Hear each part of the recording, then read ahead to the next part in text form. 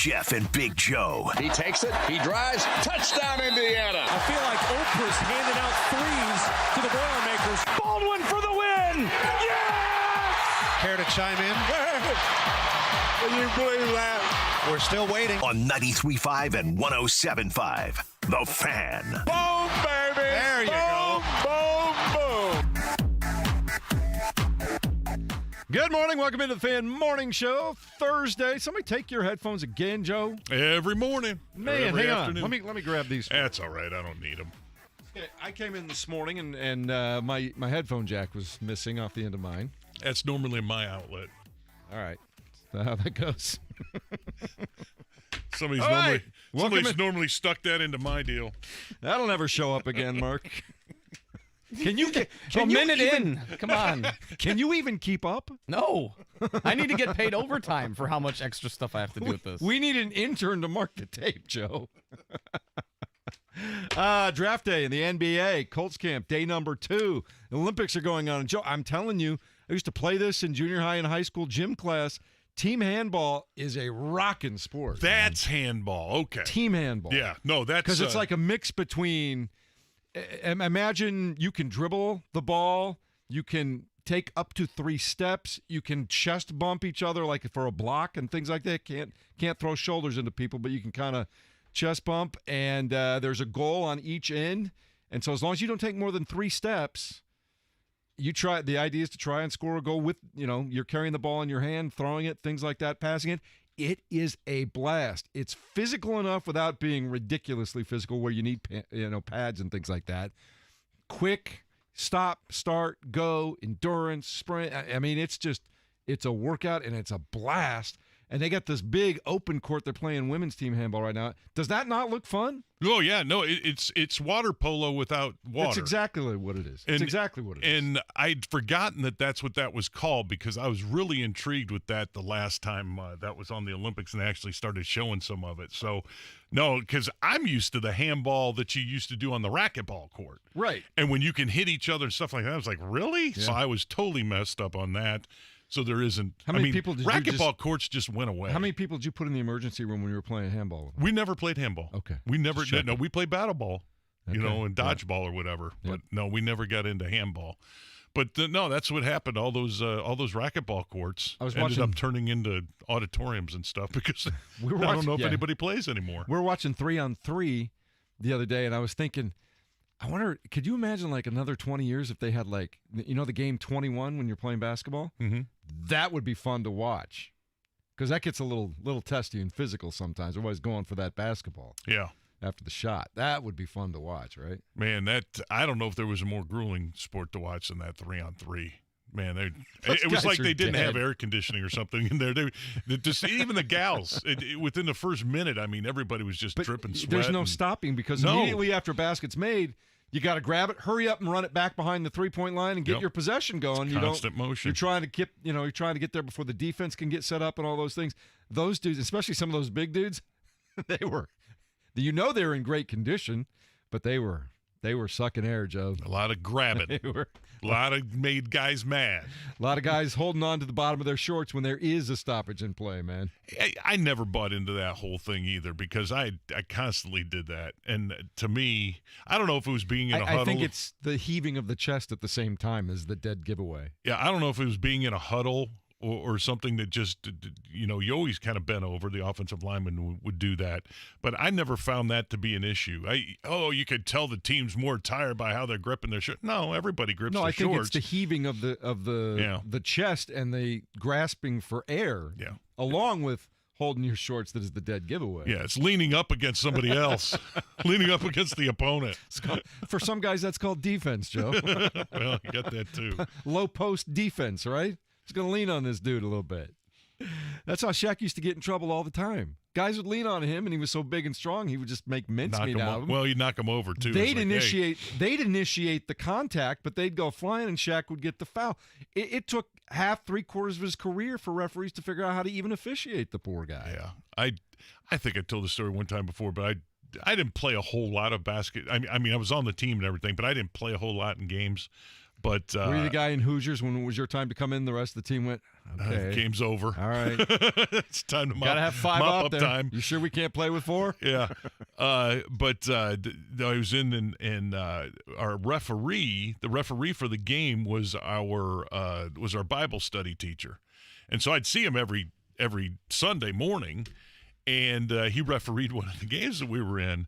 And so I went in there, took a charge. Kid bounced off me. He called me for the foul. I'm like, what? I've been standing here, hands up in the air, whatever. Right. And he was like, so he told me Sunday that afterwards, he said, you got to give a little.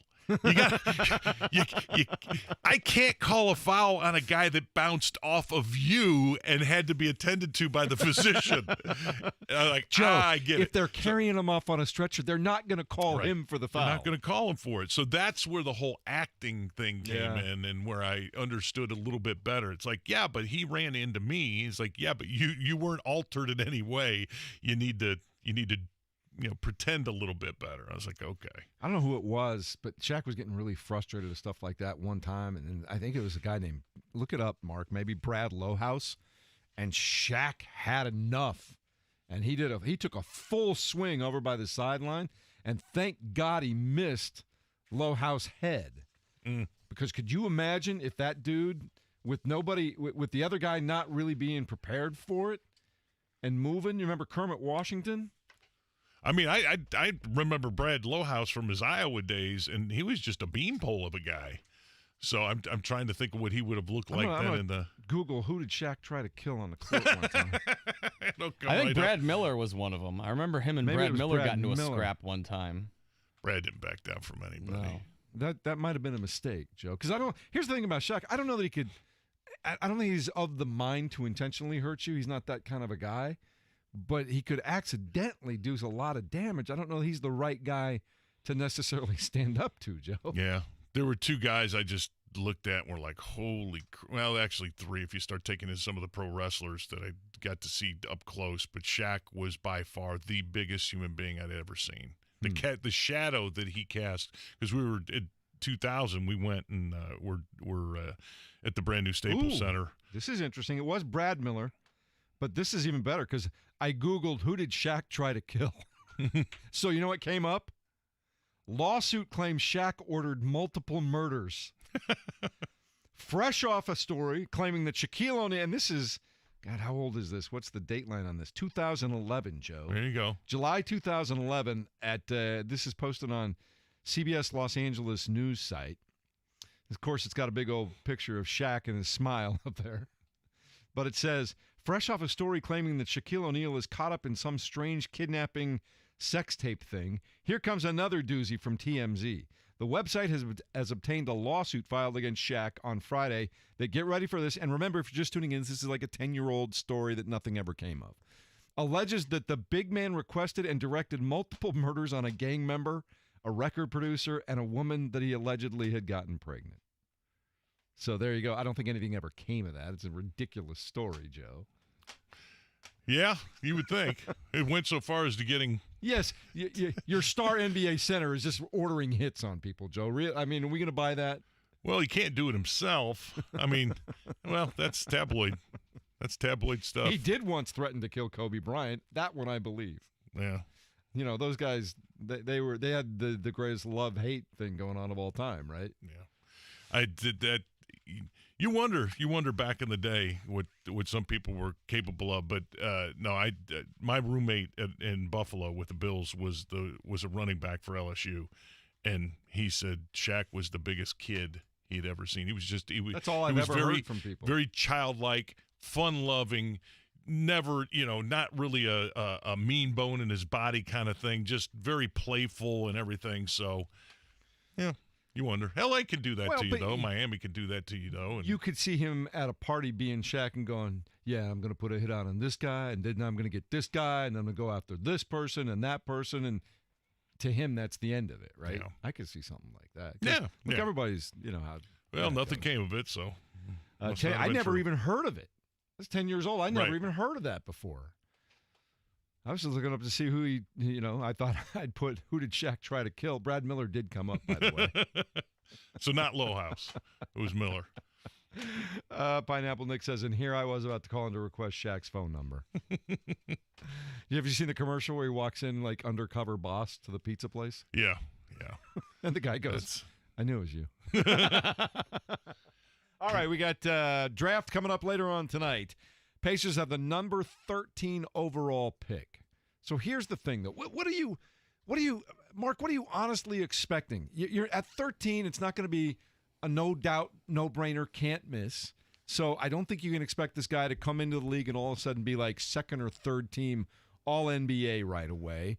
What are you realistically looking for in this draft tonight? I think you're looking for, you're hoping to hit obviously if you hit like a Giannis-like home run, that'd be great. Yeah, but I think you're looking for a guy that can develop, somebody who Yeah. gets progressively better as it goes on. I don't think you're going to get a difference maker. This is not one of those NBA drafts where there's a for sure number one like a Zion Williamson or LeBron James going on. So you find someone you can plug in who can start, not spending all their time in Fort Wayne, and you get a guy that can help your roster and increasingly gets better as the years go on and develops into a actual player that can be on your starting five going forward. I agree. What you cannot get, Joe, is another long-term developmental guy. That does you no good if you're the Indiana Pacers. Well, sorry, boys, but that's the way they're going to go. When I say long-term development, that's what they thought they were going to do with TJ Leaf. Yeah. No, that's probably what they're going to have to do. And we talked to Scotty Agnes last week, and we'll talk to him again today, but they need to swing for the fences. And swinging for the fences is not getting that guy that, he'll be a solid pro. You may have to take a chance on a skinny 19, 20-year-old and maybe European or whatever. You may His have name to is swing Goga for that. Bitadze, by the way. Yeah, and hopefully he will pay some dividends, but that's just it. You have to be pretty confident, number one, in that Rick Carlisle is going to be your guy. Number two, that with T.J. Warren back and shuffling a bit of responsibilities and whatnot, and maybe a trade of your bigs to add another piece, that's really what's going to carry you. But I don't know at 13 you're going to find a guy that's going to jump right in there. Number one, be in the starting lineup, but number two, even give you, 10 minutes a game.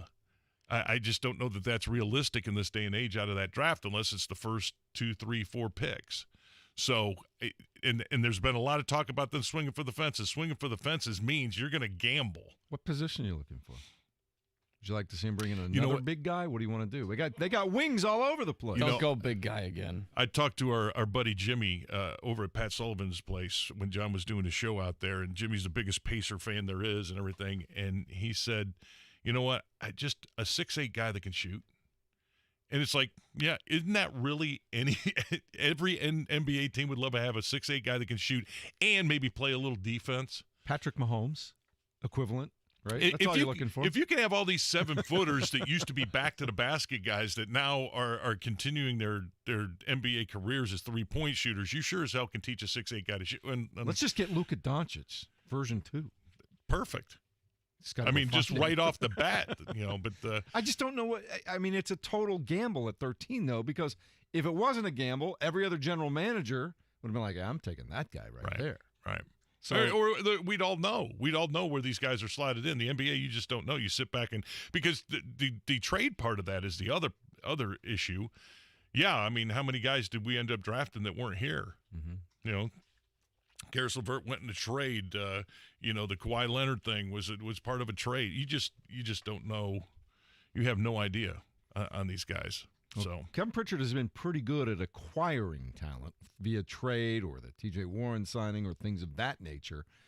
But it's time to hit a homegrown, don't you think? And look, I'm not mad at the Miles Turner pick. That's a solid pick. Mm-hmm. You pick Miles Turner and you're getting a guy that starts every night, is pretty good defensively, and whether you think Miles is the next great thing or not, I've always said, the slander that Miles get, way too much slander. The praise that some people give Miles, way too much praise. I think he's a good, solid NBA player, Joe, that certainly belongs in the league, can have great nights, can be frustrating at times, but that's not a bad draft pick at the end of the night, right? Yeah, 11th overall. So you're going to do, a so little bit behind my point's that. Similar, but pretty similar.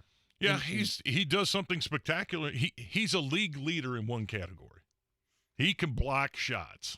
So The three-point shot just never came. You see glimpses here and there of how he'll actually take people off the dribble here lately, but he just doesn't do it enough. And the rebounding was never a part of that. And then you wonder, well, is that because he's too busy shot blocking, and so the misses aren't going his way? There's a bunch of reasons for that, but no, he's a top player, at least in one category in the NBA. So no, that's great for an 11th overall pick. I don't think you can be disappointed. I just don't think you can be disappointed in Miles Turner. He's not going to carry you to an NBA championship or anything like that. But I think people get a little bit too hard on him sometimes, specifically because he is who he is, Joe. Well, and he was supposedly the saver of the. The problem was what Larry Bird said on draft night. That's what set him up for failure. So what most of us saw it as, and again, the word was used, could be. He could be the best Pacer player ever, or something along those lines. Why even say that about a guy who's never played a game? Because everybody could be. When they're 17, 18 years old, they're coming into the league, 19, whatever, and he's got that long to develop. You could be, right? But he didn't say will be. But what should people be, hear could in be. That situation, Joe, is it's hard for him to ever live up to that fully. Right, but that's where you as a fan have to understand the nuances of what they're saying and just understand what they're saying. All right, could be. We got some updates coming up on Colts camp all day long. Kevin Bowen going to join us twice from out at the Colts camp this morning and get us updated on everything you need to look for if you're going out there today. We'll remind you how you can get out there, and we'll tell you exactly what happened yesterday. And they even made a quick roster move that is not a big deal, but we'll talk about that next as we get the Big O Tire Sports Center running here at 93.5 and 107.5 The Fan. 93.5 and 107.5 The Fan, your home for Indy sports. Stay connected to all things Colts as Kevin Bowen takes you inside training camp. Our boys in blue have reloaded and are looking forward to a big season. Read about camp every day at 1075thefan.com and listen for live shows and updates every day. Keep up to date on air, online at 1075thefan.com. At Google Play and on the App Store. 93.5 and 107.5 The Fan. There's a bipartisan agreement to invest in America's infrastructure. To all members of Congress, support this bipartisan deal. Now is the time. Paid for by Business Roundtable. It's the Colts VIP Tailgate presented by Hayes & Sons Restoration. Make your game day experience the best it can be. Log on and get your tickets now. It's bullseyeeventgroup.com. This is Beth Rovazini, owner of B&W Plumbing, Heating, Cooling, and Drains. If you need a free second opinion on your HVAC service, go to bigbblacktrucks.com. B&W, your trusted local independent American Standard heating and air conditioning dealer. We're celebrating the Hoosier spirit at your Indiana State Fair. We've got new tastes, new sounds, new rides, new attractions, and are excited to create new smiles of summer. Your Indiana State Fair returns tomorrow. Today is your last chance to save up to 35% off on discount admission tickets. The best value of summer returns, and the best way to save today is at indianastatefair.com. Join us July 30th through August 22nd for 18 splendidly spirited days at your great Indiana State Fair. BetMGM welcomes you to Showtime with a risk-free first bet up to $600. Simply sign up and use bonus code MGM600 and you're on your way to betting with the king of sportsbooks. Plus, with BetMGM's new one-game parlay feature, you can choose from hundreds of bet types and combinations within a single game to build a perfect parlay.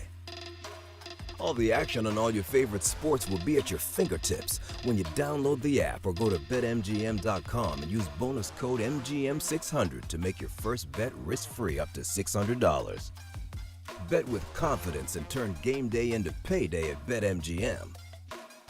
New customer offer, paid and free bets. Visit BetMGM.com for terms and conditions. Must be 21 years or older to wager. If you or someone you know has a gambling problem and wants help, call 1-800-9-WITH-IT.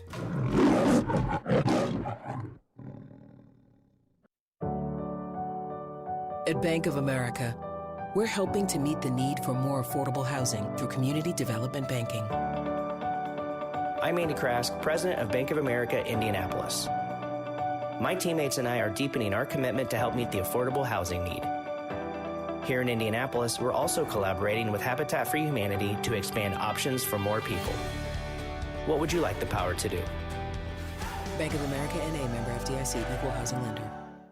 Prescription products require an online consultation. Restrictions apply. See website for full details and important safety information. My husband's ED was affecting our marriage. When he first started experiencing ED, it was difficult for both of us. We didn't know who to talk to about it or where to get help. HIMSS was our answer.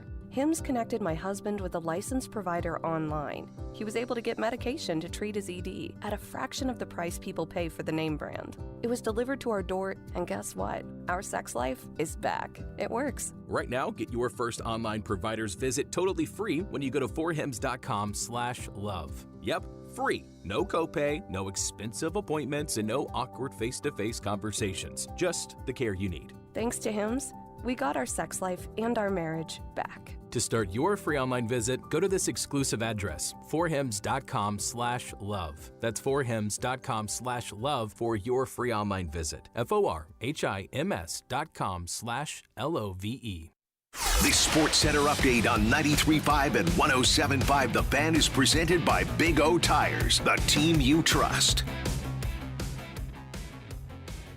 Good morning. Welcome into the Fan Morning Show. Jeff and Big Joe. Here's what's going on. Day 2 of Colts camp, at least as far as Colts being on the field and folks getting in to watch them up at Grand Park.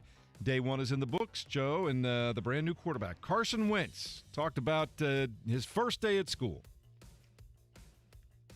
Got to kind of tone it down. Feels like the first day of school again. Coming out here, beautiful setting for training camp. You know, you got farmland all around you. My type of place. You know, so it was a lot of fun out there today. I did not know that he was going to start that clip with, it feels like the first day of school. So I'm going to go buy a lottery ticket after the show today, Joe. You didn't even know that. I had no idea that one was coming.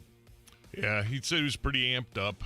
A lot of adrenaline, that kind of stuff. So, yeah, they'll settle in. Hard thing is, 3 practices and then a day off. 3 practices, day off. 3 practices, day off. It's barely enough time to get worked in before you're taking a day off. So we'll see how that works out. Some guys caught the eye of some of the fans that were out there, and obviously Kevin Bowen will be along in a little bit to kind of tell us who caught his eye. But yeah, good day overall. Nyheim Hine was the biggest surprise, I guess, because he had a little tweak.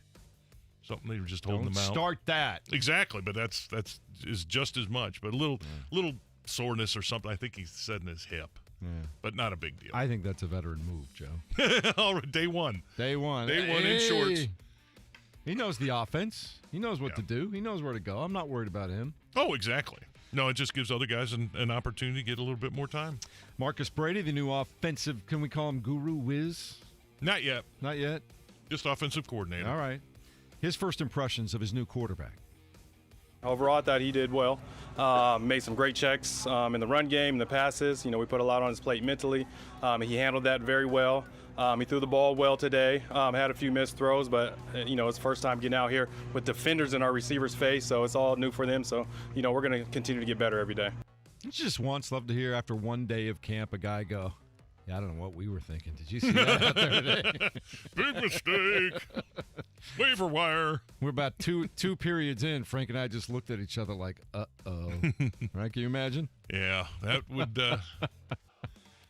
would cost somebody a job. No, nothing too terrible out there yesterday. I spoke to Kevin Bowen on the phone last night, and he said fairly unremarkable day one, which is kind of what you want, right? Yeah. Kind of what you want. Braden Smith got his new contract extension signed, Joe. We reported that just the other day. What was that, 4 years and how much? 72.4. And what was the which ends up guarantee? being 42.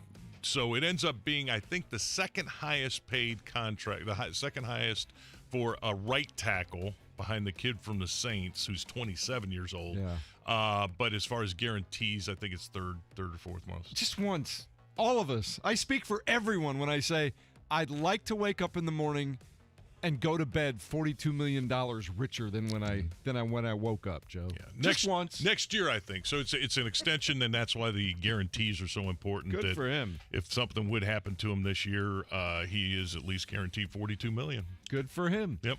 2.5 or something, I think, is his number this year, which obviously helps in trying to get other guys done. And all right, around camps, Aaron Rodgers meeting with the media for the first time after the whole brouhaha of the offseason and sat down there for like 25, 30 minutes and answered a lot of questions. Just said what was on his mind and how things are going from his perspective. And he said really the rift with the front office didn't go way back. It kind of started this year in February. You know, there was a lot of things that transpired. This wasn't, you know, a draft day thing. You know, this was started with a conversation in February after the season ended. And I just expressed, you know, my desire to be more involved in conversations that directly affected my job. And they've been going since then. He showed up on time, and we'll see what the Packers can do and if everybody can put it behind them, Joe. That's the question. Yeah. I'll just pack it away and play football. He went off a lot more than that, but... Well, yeah, I mean, if you can go listen to the whole thing, and we'll play some a little bit later on at 8:45 this morning, but I don't have time for so much right now. I think his ego had to set the record straight with Simone Biles' ego. Man, he went off. But, you know what? It's done is done. Apparently, we need a Chicago report. The Cubs, what did they do yesterday? Well, they lost. This is David Ross talking about Joey Votto, though. It's less Cubs, more Reds. But the Reds don't post any audio. It just occurred to me that I never asked you how the Cubs did if they won. No. That's okay. They're not going to win. I've been telling you for the whole season. They're not. The hot start was especially all sweet. It was. He screwed it up, right, with the hot start. Mm-hmm. Yeah. 8-2. Guess who had more home runs, Joe? Yeah. Back-to-back 2 home run games, 5 in a row now. Hey, I got news Joey for the Votto. Cubs. Quit worrying about moving Chris Bryant and stop pitching to Joey Votto. That would be nice. They Just keep stop. doing it, though. He's on a tear like he's never been on. I've never understood that. Like, when a guy's red hot, stop pitching to him. Just give him 4 balls. I think there's a little ego in that sometimes, too, isn't there, Joe? Could be. Pitcher's like, I got you. No. Cubs rotation's not happening. But the Reds, speaking of their rotation, they got a couple of pitchers on Tuesday, and then they get Michael Givens from Colorado before the game yesterday. So they He'll get be a star. bullpen help. Where did he come from, Joe? Colorado. Yeah, you're from now. He'll be a star. Well, it's the last year of his contract. Yeah. I think 2.74 is his ERA or something like that. He's having a good year. Will he stay long term? How much in any sport professionally, Joe? How much damage can a horrible player personnel or general manager cause in a couple of years? Just how much damage to a franchise can they cause? Just 2 years would screw you up for 10. Oh, well, if you want to go Ryan Grigson, we can. But how many? I'll let you take that up with the noon to 3 guy. Yeah, how many players that Ryan Grigson picked after they were done here with the Colts went somewhere else? None of them did. Their careers were over. There wasn't anything. He only had a couple of picks here and there, and that'll set you back a long time. Now, as long as you can get that quarterback and have that in the pipeline, you're doing all right. But Houston will prove that to you. All right. So here's the Cubs' David Ross on why do you keep pitching to Joey Votto, and what has he done to you? Miserable. Yeah, I mean, he's good. He's locked in, changed his stance, taller, hitting for more power, hitting to all fields, breaking ball from Davies there, takes it to left. It looks like the only thing really being able to, negate some of that's been the lefties out of the bullpen, make it a little tougher on him. But right now he's as locked in and hitting for power as I've seen him. So been watching him a long time, and he's in a pretty good place. Maybe they should consider bringing a lefty in the first inning out of the bullpen, because the starters aren't helping. Yeah. Only a couple more days till the trade deadline. Your roster's going to look a whole lot different. Last game as the Cubs are currently constructed, right? Probably today. Yeah. Oh, after the game tonight, they would have to. White Sox lost 2:20 today, I think, is the game. White Sox lost to the Royals. I think the Royals took 2 out of 3 in that series, didn't Yep. White Sox still have a commanding lead in the AL Central, though. I think they could stop playing and win that division, couldn't they? They could. They could take a few weeks off. They can go on an extended vacation. Maybe. 8.5 games up on Cleveland, and who's in second place. Everybody else is double digits back. Right. And Cleveland just beats St. Louis to try and keep pace. The White Sox run differential is plus 115. Everybody else in that division is in the negatives. It's my favorite stat in baseball. My favorite team stat in baseball, because it just demonstrates consistency over a long period of time. Run differential, Joe. Who's beating who by more every single night? Like that. What do we have to tell you? Golf. They're playing golf at the Olympics, Joe. So Kevin Bowen's not going to sleep and cover Colts camp today. How about that? Austria's Sepp Straka was in the very first group out on the men's golf competition today. Bright and early, 7:30 a.m. local time, shot a bogey-free 8 under par 63 to take the first round lead. One ahead of Thailand's Jazz Janawatanand. Janawatanand, actually. Thanks for correcting me, John. Do that. Try that one more time. I got it right the second time. I'm sure I just want to hear it again because that's kind of funny. Janawatanand. Caleb Dressel won the gold in the men's 100-meter freestyle. I think those are big highlights there. The first ever Olympic men's 800-meter freestyle event is in the books. The U.S.'s Bobby Fink, who was not in the top 3 in the final turn, sprinted the last 25 meters and got the gold, Joe. Did you see that? Mm-mm. Oh, my God. He turned on the jets. Yeah, that was insane. Like, I'm just going to hang out. If it's the first ever 800-meter men's freestyle. First time for the Olympics. Oh, it was a swimming event. Yeah, swimming event. Track's already started. No, swimming event. 7:41.87. And I'm telling you, after that last turn, Joe, everybody else was in third gear, and he went to fifth. Mm-hmm. It was like, woo, see you later. He got that kickoff, and he was, it's over. amazing watching the video. He's just catching up everybody and just flies past them. It was over. All right, we're a little bit past time, but that's okay. We're going to talk about Colts camp coming up in a moment. Kevin Bowen going to join us at the top of the hour, and we'll talk backup quarterback for the Colts, Joe. I had this conversation with KB last night. I wonder what your thoughts are. We'll do it next at 93.5 and 107.5 The Fan. Go trackside with Kurt Cabin and Kevin Lee. Tuesday night at 7 on The Fan. All right, storms are rolling in. Going to be hot and sticky, just kind of miserable today, but it's going to be a great weekend, and you're going to want to be out and about, and you're going to need some beverages for that, so stop by Payless Liquors. They got 26 Central Indiana locations to serve you better. They are family-owned, family-operated, and there's always opportunities for employment, too, if you're looking for a great job, maybe a second job or something. But right now, how about warm or cold, the beer selections? Bud and Bud Light, the 15-pack of the aluminum bottles, only $15.99. You can get Natty Light, Natty Ice. I think you can get Natural, too, $16.99, and that's for the 30-pack. Founders All Day IPA, that's available now at Payless Liquors, and that's only $14.99 for the 15-pack. Plus, they've got Kendall Jackson Vintners Reserve Chardonnays, only $9.99 a bottle. That's for those wine drinkers that are coming over. And then the Pop-Off Vodka. How many different vodka drinks can you think of that will keep you refreshed this coming weekend? You can get a half-gallon size of Pop-Off for only $8.99. Stock up on that at Payless Liquors. They're open 7 days a week, and they're online at PaylessLiquors.com. Don't pay more, get more, and pay less at Payless Liquors. When it comes to working at Geico, our best advocates are our employees, like Janet. But since she is so focused on growing her career, we hired an actor to read her story. At Geico, we really help each other. If anything comes up, we work through it as a group, so we all learn. As a full-time employee, she can also get paid benefits like medical, dental, vision, and parental leave. She even got a plaque for her desk that says, "I'm kind of a big deal." Yeah, you are, Janet. Ready to start your career, Indy? We're hiring claim sales and service agents. Apply online today at geico.job/Indy. This year, a new tradition will be born at the Indianapolis Motor Speedway. NASCAR and IndyCar take on the road course over Brickyard Weekend. Tensions will run high and paint will fly as drivers like Elio, Logano, Jimmy, Bubba, Newgarden, Elliott, and more battle it out to be crowned rulers of the road. Don't miss the Midsummer Mayhem at the racing capital of the world. It's where history will be made and where racing never stops. August 13th through the 15th. Tickets at IMS.com. Looking for a hot tip to bet on? Check out the new Match Tips at Bet Rivers Sportsbook. The new tips feature gives you special insights on player props and match bets for the top tips of the day. Go to Bet Rivers before the game, find your match, and tap the tips icon to see independent research on recent team and player performance.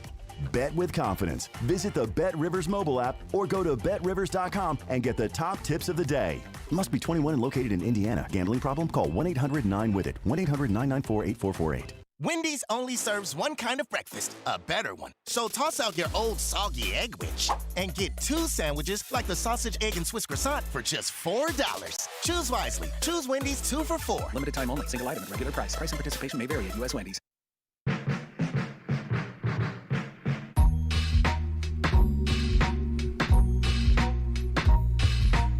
It's the Fan Morning Show with Jeff and Big Joe on 93.5 and 107.5. The Fan. You know, Joe, I had it written in my notes, and I didn't get to it, and I don't know why I didn't, but a couple of Hoosiers winning gold medals again in the Olympic men's synchronized diving. Swim and dive is amazing here in Indiana. Yeah. It's funny because you just mentioned the Chinese women who beat the American women in a relay, which typically doesn't happen when it comes to the swimming aspect. But then if you could take out the Chinese in diving, you've really accomplished something. So this Olympics has been I like the way you say that, like maybe there was somebody with a slingshot as the Chinese divers were in midair. Or would they do in back to school the mirror? Yeah. Compact mirror or something? Oh, that's just so not right. So not right. Drew Kibler, by the way, did his job in the 800 free relay. So that was pretty good there, too. We talking about just all kinds of good stuff taking place at the Olympics. I think for Indiana athletes, it's been a tremendous week so far. Dig it. I dig it. I dig it. I dig it. What did we have? It was Hoosiers Michael Hickson and Andrew Copabianco holding up their medals, Joe. How about that? Can't wait to see them when they bring them home. Yep, silver medals, by the way. But as you and I were talking about yesterday, if you've ever been an athlete at any level, the idea of bringing home a medal, you clearly want to win the whole thing in the gold. But, Joe, you can't be disappointed if you're bringing home, unless you're Michael Phelps and expected to win every time you get on there. Are you ever disappointed with bringing home a medal? Just depends if your time was the best or whatever. I think it's specifically with swimming, it's all about, did I swim my very best race? Mm-hmm. And you would love to swim your best race in that instance. So I think Katie Diladek even said something like that. Yeah, I'm not putting on my best times right now, but to win a medal is pretty outstanding. If you could do both, on that stage. Really, it's all about being able to do it on the stage. I think if you can get a personal best or whatever, when the chips are on the line like that, I think you can live with whether or not you got a medal at all. But no, it would be it's great to get any kind of a medal, something to bring back and be able to brag about the rest of your life. When Michael Phelps was at his peak, do you think he just came home and threw them all like on where you throw your keys when you first walk in the house during the day? Do you think there's just like a bunch of gold and couple of silver medals hanging out in that little dish, that little bowl? No, I think he had quite a tight relationship with his mom. Probably just handed them to her and let her take care of it. Here you go. But, yeah. Here's one for you. I will say, though. You've got so many at Trick or Treat. Michael Phelps is just handing out Olympic medals. Yeah. Swimming was one of those sports, though, that you had all kinds of awards all the time. Yeah. So it's kind of like racing, if you want to, on the lower levels and everything. You always see these kids that have trophies all over the place and medals all over the place, and that you got a medal and a ribbon constantly for. Yeah, I was a heat winner. That was the that was the version of congratulations participating, right? Yeah, so you had all these participation ribbons stacked deep. I've got shoe boxes just full, and then you had the over the neck medals that you could get, and then also the pin-on medals that you could get. Some people put them on their jackets. Remember Field Day? Everybody got ribbons at Field Day. Yeah. Remember that? So let's talk Colts camp for just a minute here. I was talking to KB last night, and we'll have this conversation with him coming up top of the hour. Clearly, Jacob Eason goes into camp as your number 2 quarterback, and the thing that's going to be fun to watch for him, Joe, is it'll be the first time he'll really get any kind of true reps with an NFL team during a training camp, because there just wasn't time to give him a lot of reps last year with Phillip Rivers and Jacoby Brissett. Like, there were no reps to give him at that point in time. So how much can he develop just by getting a bunch of reps in training camp and being able to play a quarter or a half in 3 preseason games? Well, he can when you look at, if you want to put it in a percentage, he could improve hundreds of percent. He could be 200-300% better than he was before, and you really should start seeing that progression in practice. He really should make incremental leaps, but there'll also be incremental backslides and then forward. So as long as the entire progression is going forward, you're in pretty good shape. To me, I don't know that because he didn't even play that much in college. So to me, it's a long shot for him to be your backup. I think as soon as Nick Foles is cut, he's here. I think the physical gifts, though, are unmistakable, sure, which absolutely. is what gets you noticed. And, right? and the individualized attention from the coach, too. So you can sit down. So his job last year to go in meetings was to take notes and do that kind of stuff. It wasn't a be heard. It was a be seen and, do the grunt work and do those things. And you're just a sponge. Sit there, soak all of it up, and then use that this offseason to be an even better player, which he's done. He's worked hard. We've talked about him going and working out with the other guys that are just a couple of receivers that were out there in California, being able to develop a rapport and going through all those things he's learned, because that's the thing. You've learned this new trick. Now you just can't wait to start progressing with it and everything. So I don't know how far you can get as far as being an effective quarterback in the NFL in just an off season and no snaps. So the games are going to be key for him. The preseason games. Preseason games, the scrimmage stuff is going to be so important to him, specifically the games, because the red shirt's off during a game. But no, it's going to mean a lot. Him getting up the line of scrimmage. That was the one thing they talked about. Carson Wentz yesterday is how quickly he was able to get you into the right checks and everything. That you got to look at all that, and you have to be able to decipher all that instantly, get your team in the right play. So there's incremental steps, and they could be big jumps that he'll make. Apparently there was one play, too, where the defensive lineman, it might have been Buckner, was coming hard, and his athletic ability, he was able to do that quick little shoulder shimmy, get away from it, and deliver a ball, something that would not have happened last year, Joe. At quarterback. With Ethan? With Eason? No. I'm talking about Carson Wentz now, because you were talking about Carson.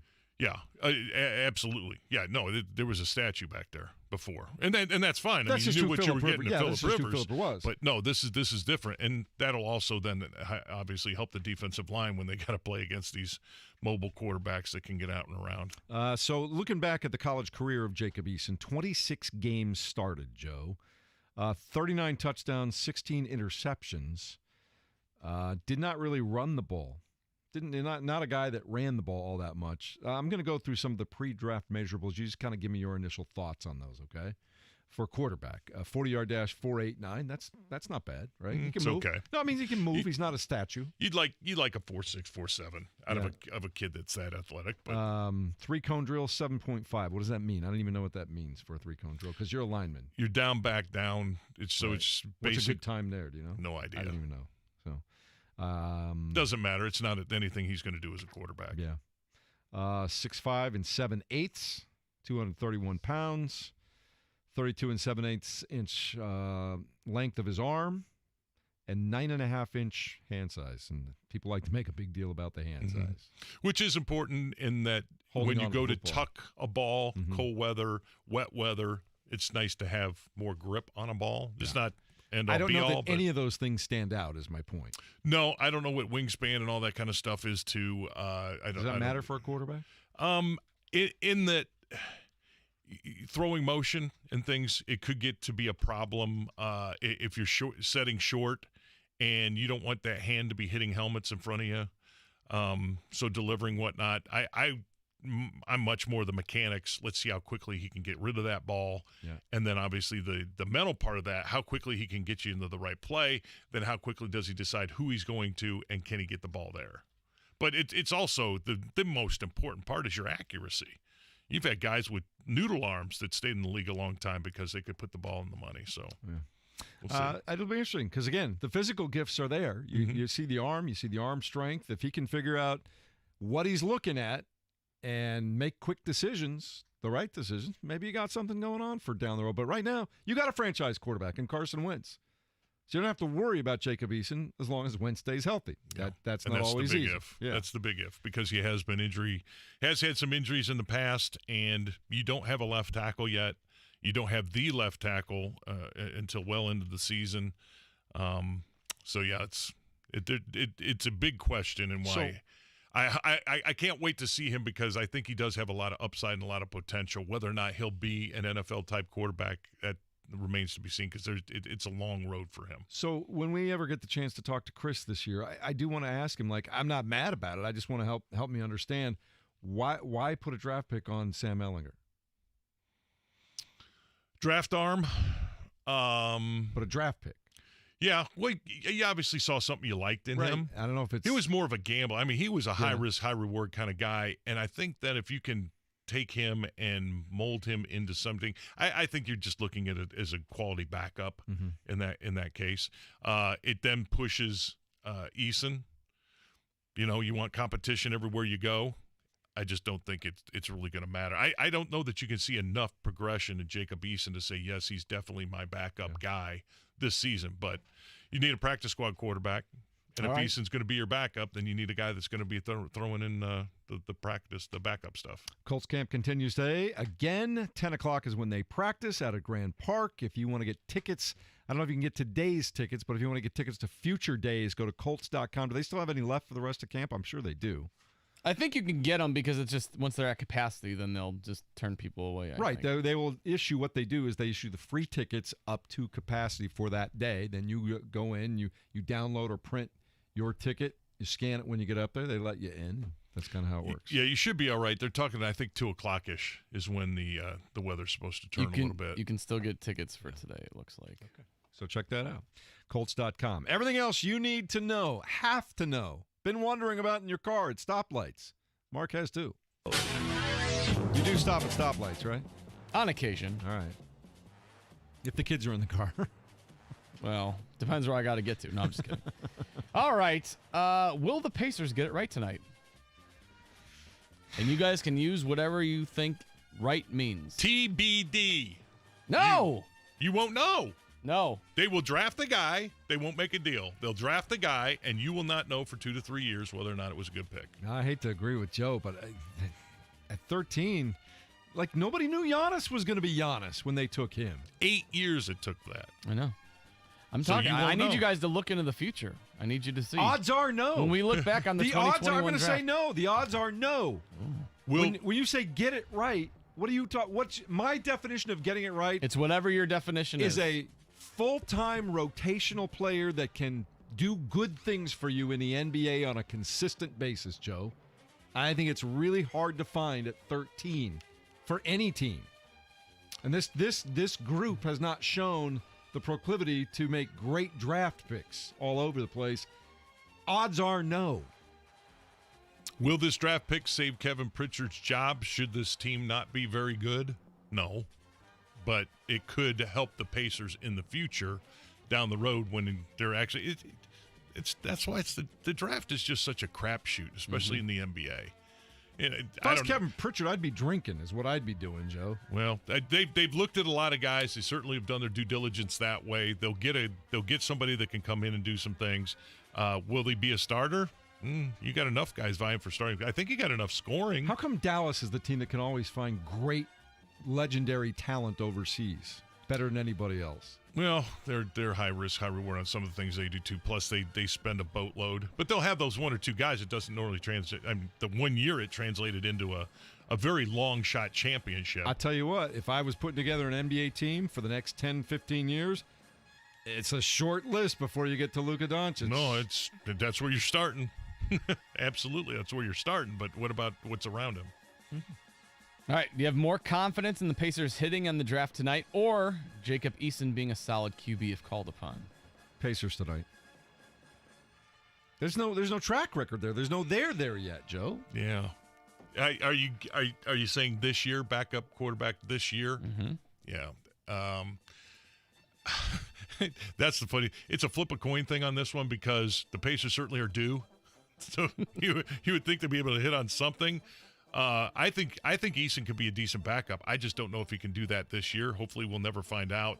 I'll go with the Eason side of things just because he's worked all off season. I think he's going to do the things he needs to do. I hope they both succeed, by the way. I want to make that clear. I'm not rooting against anyone, Joe. No, but remember when we were sitting there, we were looking at Chad Kelly. Mm-hmm. It's like, and then we'd see Chad Kelly in games and in the preseason games and everything. It's like, man, this guy deserves a shot. Look what he's doing. He could do something, and they wouldn't even give him a sniff. So, I think it has to be the right situation. I think Eason's in a situation where they are going to have to work on him and think of him as a long-term player. 17 games, 17 starts for Carson Wentz, baby. That would be good for the team. Is the Aaron Rodgers Packer drama over? No! After yesterday's press conference. No, because in today's world, nothing. There is somebody out there that will not let this die. What's over my left shoulder right now? I think we're on Olympics, or we have ESPN on up of the. You got both. Both? Okay. What? Yeah. ESPN's talk shows, they're never going to let this die. Ever, Joe. It's never going to go away. They showed the same 45-second Aaron Rodgers highlight 112 straight days. There was nothing even to report, Joe. They were making things up. Yeah. And they were exposed. It's highly likely that, yes, there was friction between Aaron Rodgers and the front office, that it maybe never was quite as bad as you would think it is watching it 4 hours a day, every day. Maybe they were just ticked off at each other and didn't want to talk, and the Packers said this, and Aaron said this, and then it was time to show up. The guy shows up, and we go from there, and who knows what's going to happen. Yeah, I mean, ESPN exposed yesterday for some of the unethical dealings with the this whole Big SEC 12. and Big 12. Do you buy that? That the Absolutely, network's doing that? 100%. The billions of dollars they've invested. I'm curious to see, and two things. I'm curious to see what Bob Bowlesby has when he says he's got a smoking gun, essentially, to prove this. I want to know what that is. And number two, anytime you start putting the B in front of things, people lose their minds. And they're like, I got to get a share of that. I got to do this. I got to do that. It's what I say about, it goes to basic human behavior. All these poor kids from the Caribbean and the Dominican Republic that came up through baseball and got caught using steroids. Well, if you've grown up for 4 generations in dirt-poor places that don't even have proper sewage and everybody's happy if they have running water, what's the risk reward? I get popped for 25 games, or I become really successful, don't get caught, and I get a $10 million contract. Joe, what 15-year-old wouldn't make that choice? 100 out of 100. I would, wouldn't you? 100 out of 100. Like if I get caught using steroids, but I change the course of my family's history forever? What Small an price easy to pay. What an easy decision to make, Joe. They're not going to send me to jail. Right. To those desperate situations, no, that's easy. So now you get into corporate billions. And think about all they've invested and all the chances they've taken on this, and a lot of this. Many of the decisions that they made have been blowing up in their face right and left. So, I guarantee you, the NBA playoffs did not bring back what they thought they were going to do. Their show changes and things like that haven't panned out. They're still struggling to fix the model of how they made business. It was an easy money business during the era of everybody had cable, because everybody, no matter whether you watched ESPN or not, $6 of your bill every month went straight to ESPN. And then they throw in a little advertising on top of that. Well, now with streaming, if you don't subscribe specifically to them, they're trying to figure out how to make that golden cow work again, and they haven't figured it out quite yet. Yeah, they got competition. I am curious to see what Bob Bowlesby says he has, though, for evidence, because he's desperate to save his conference, too. So. We'll see. All right, I got some over-unders for Carson Wentz, because obviously the gambling sites are starting to rev up for NFL stuff. Over-under 4,000.5 yards for Carson Wentz. 0.5. Yep. Yeah, over. Yeah, 17. You get an extra game, too. Mm-hmm. You got Frank Reich. They like to throw the football. Plus, what was Phillip last year was about 42, I think. Yeah. And we didn't really have a bunch of big plays. So. Yeah, you got an extra game and that stuff. I think I'd make that bet. Total. Now, I think the question is, though, does he stay healthy for 17 games, Joe? Ooh, that's where you really got to consider. That's where I lose money gambling. I don't think about that's the only place, right? Check with me before you press send, Joe. Yeah. Send Mark and I that group text that we're on all the time. Send us a, hey, what do you guys think? He starts 17 games. He'll be 45-5. Total touchdown passes, 26.5. That's a really good number for all the things we just talked about, Joe. I'm saying if you're going over 4,000, you should have more than 26 touchdowns. If he plays for 17 games. I think he'll average a touchdown and a half per game, Joe. I think he's over 30. I'm going over. All right. Because he's done that a couple of times, by the way. Yeah, Rivers had 24 last year. Total interceptions, 11.5. Under. What did I talk about yesterday? Last year when he was getting his brains beat out, what did he have, 15? Did you say 4-1? It was 16 touchdowns to 15 interceptions his last year. His career his career touchdown to interception ratio is 4-1. He's generally, other than when he was getting his brains beat in all year last year, Joe, he's taken pretty good care of the football. Yeah. I say under 11. Yeah, he's had 7 interceptions in 3 seasons, 14 in 2016 and 15 in 2020. That 12th one will be the one that goes through somebody's hands, Joe. You know how how it works too, right?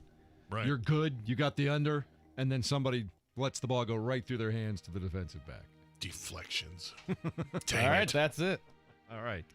Coming up in a minute, Kevin Bowen stops by. We'll find out what happened at camp yesterday. What can we look for today? It's the Fan Morning Show with Jeff and Big Joe, live from the DriveHubler.com studios at 93.5 and 107.5 The Fan. The Ride with JMV. Boilermaker David Bell, are you ready for there to be a complete focus on you now without Rondale Moore on the field? It's a big difference because, when Rondale's on the field, the defense has to apply for him. We've had a few transfers come in, and we got some slots that's going to step up this year. So I don't think I'm going to have as much pressure as people think that I'm going to have because I know the other guys around me are going to step up. The Ride with JMV. Weekdays 3 to 6. On 93.5 and 107.5. The Fan. Wendy serves one kind of breakfast, a better one. Now the sausage, egg, and Swiss croissant, bacon, egg, and Swiss croissant, and honey butter chicken biscuit are all 2 for $4. 2 of the best reasons to wake up in the morning. Tire Discounters, where you can skip the shop. Tire Discounters now picks up your vehicle from your home or workplace and delivers it back to you. I agree. Chocolate milk and Penske Chevrolet. That's America today. That's what will bring us back. Penske, of course, has got all kinds of great deals going on for you right now at 96th and Keystone Avenue. So the great deals are going to put you in a brand new car. Make sure that you're safer out there on the road, obviously. You can get there more economically. That's very, very important. 0% financing for 6 years right now at Penske Chevrolet. And they're also giving you a rebate option if you'd rather purchase with cash or if you have your own financing. So most important here, because it's my favorite vehicle of all the Chevy products, is the Silverado. You can get a 1,500 4x4 crew cab with a $2,000 rebate. They're just going to knock $2,000 off when you stop up to see Jay Smith and Brett Rosie. If you want the Traverse, you can get 0% for 72 months, or grab yourself a $1,500 rebate. And then the Equinox and the Blazer, 0% for 72 months. Or if you want to do it your own on the financing, you can get a $2,500 rebate. Penske still your lease return headquarters too. So if you're coming up to one, really the lease thing too, you can turn it in whenever you want. Maybe you went a little bit over on miles than you were budgeting. Turn it in a little early, and you can do that at 96th and Keystone. Your Chevrolet, your Buick, and GMC vehicles, they'll take care of those. And they'll also buy your used car on site. And this is important if you're going and doing a trade-in deal and you think you're maybe getting shortchanged a little bit, or even if you think you're getting a great deal, stop by 96th and Keystone, see Penske Chevrolet. They will buy your car on site, and if you get a better deal, then it's just a win-win for you. Obviously, you can go online at PenskeChevy.com. At Penske Chevy, find new roads. You must finance with GM Financial if you're going to buy. New customers, or some customers may not qualify, not available with lease and some other offers. The offers are good through Saturday. Hi, we're OfferPad, the new way homes are sold. Go to OfferPad.com, tell us about your home, and we'll send you a great cash offer. Or, if that's not your style, we can also list your home with tons of free OfferPad services, free handyman fixes, house cleaning, yard work, and more to get your home show-ready. We can even advance renovation costs to maximize your home's value. Whatever way you want to sell, you're sold with OfferPad. Sell your way today at OfferPad.com. Terms and conditions apply. Real estate brokerage services provided by OfferPad Brokerage LLC. Equal housing opportunity. At Huntington, we've been asking ourselves, is there a way to make payday faster? And good news, everyone. Now, if your direct deposit is set up at Huntington, we'll make your paycheck available to you up to 2 days early and with no added cost to you. If you're wondering, why would a bank do that? We get it. But for us, it's about looking out for people. That's how we reinvent banking. Huntington, welcome. Direct deposit and eligibility requirements apply. Learn more at huntington.com/earlypay. Brad Paisley Tour 2021. Just another American Saturday night. This Saturday, Ruoff Music Center.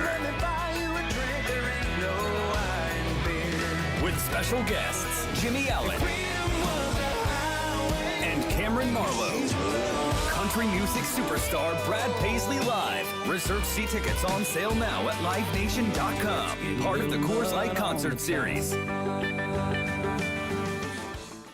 Your friends are hosting an online viewing party to watch a soccer match. But if your slow upload speeds were to make you sound like an evil robot... Pass the ball! Pass the ball! Whoa, who is that? I'm sorry. You're not an evil robot. You just need better internet. AT&T Fiber delivers a faster internet experience with 25 times faster upload speeds than cable. Visit att.com/25 times faster. Limited availability in select areas based on Internet 1000 wired upload connection speed versus major cable providers 1 gig service with uploads of 35 megabits per second. Restrictions apply.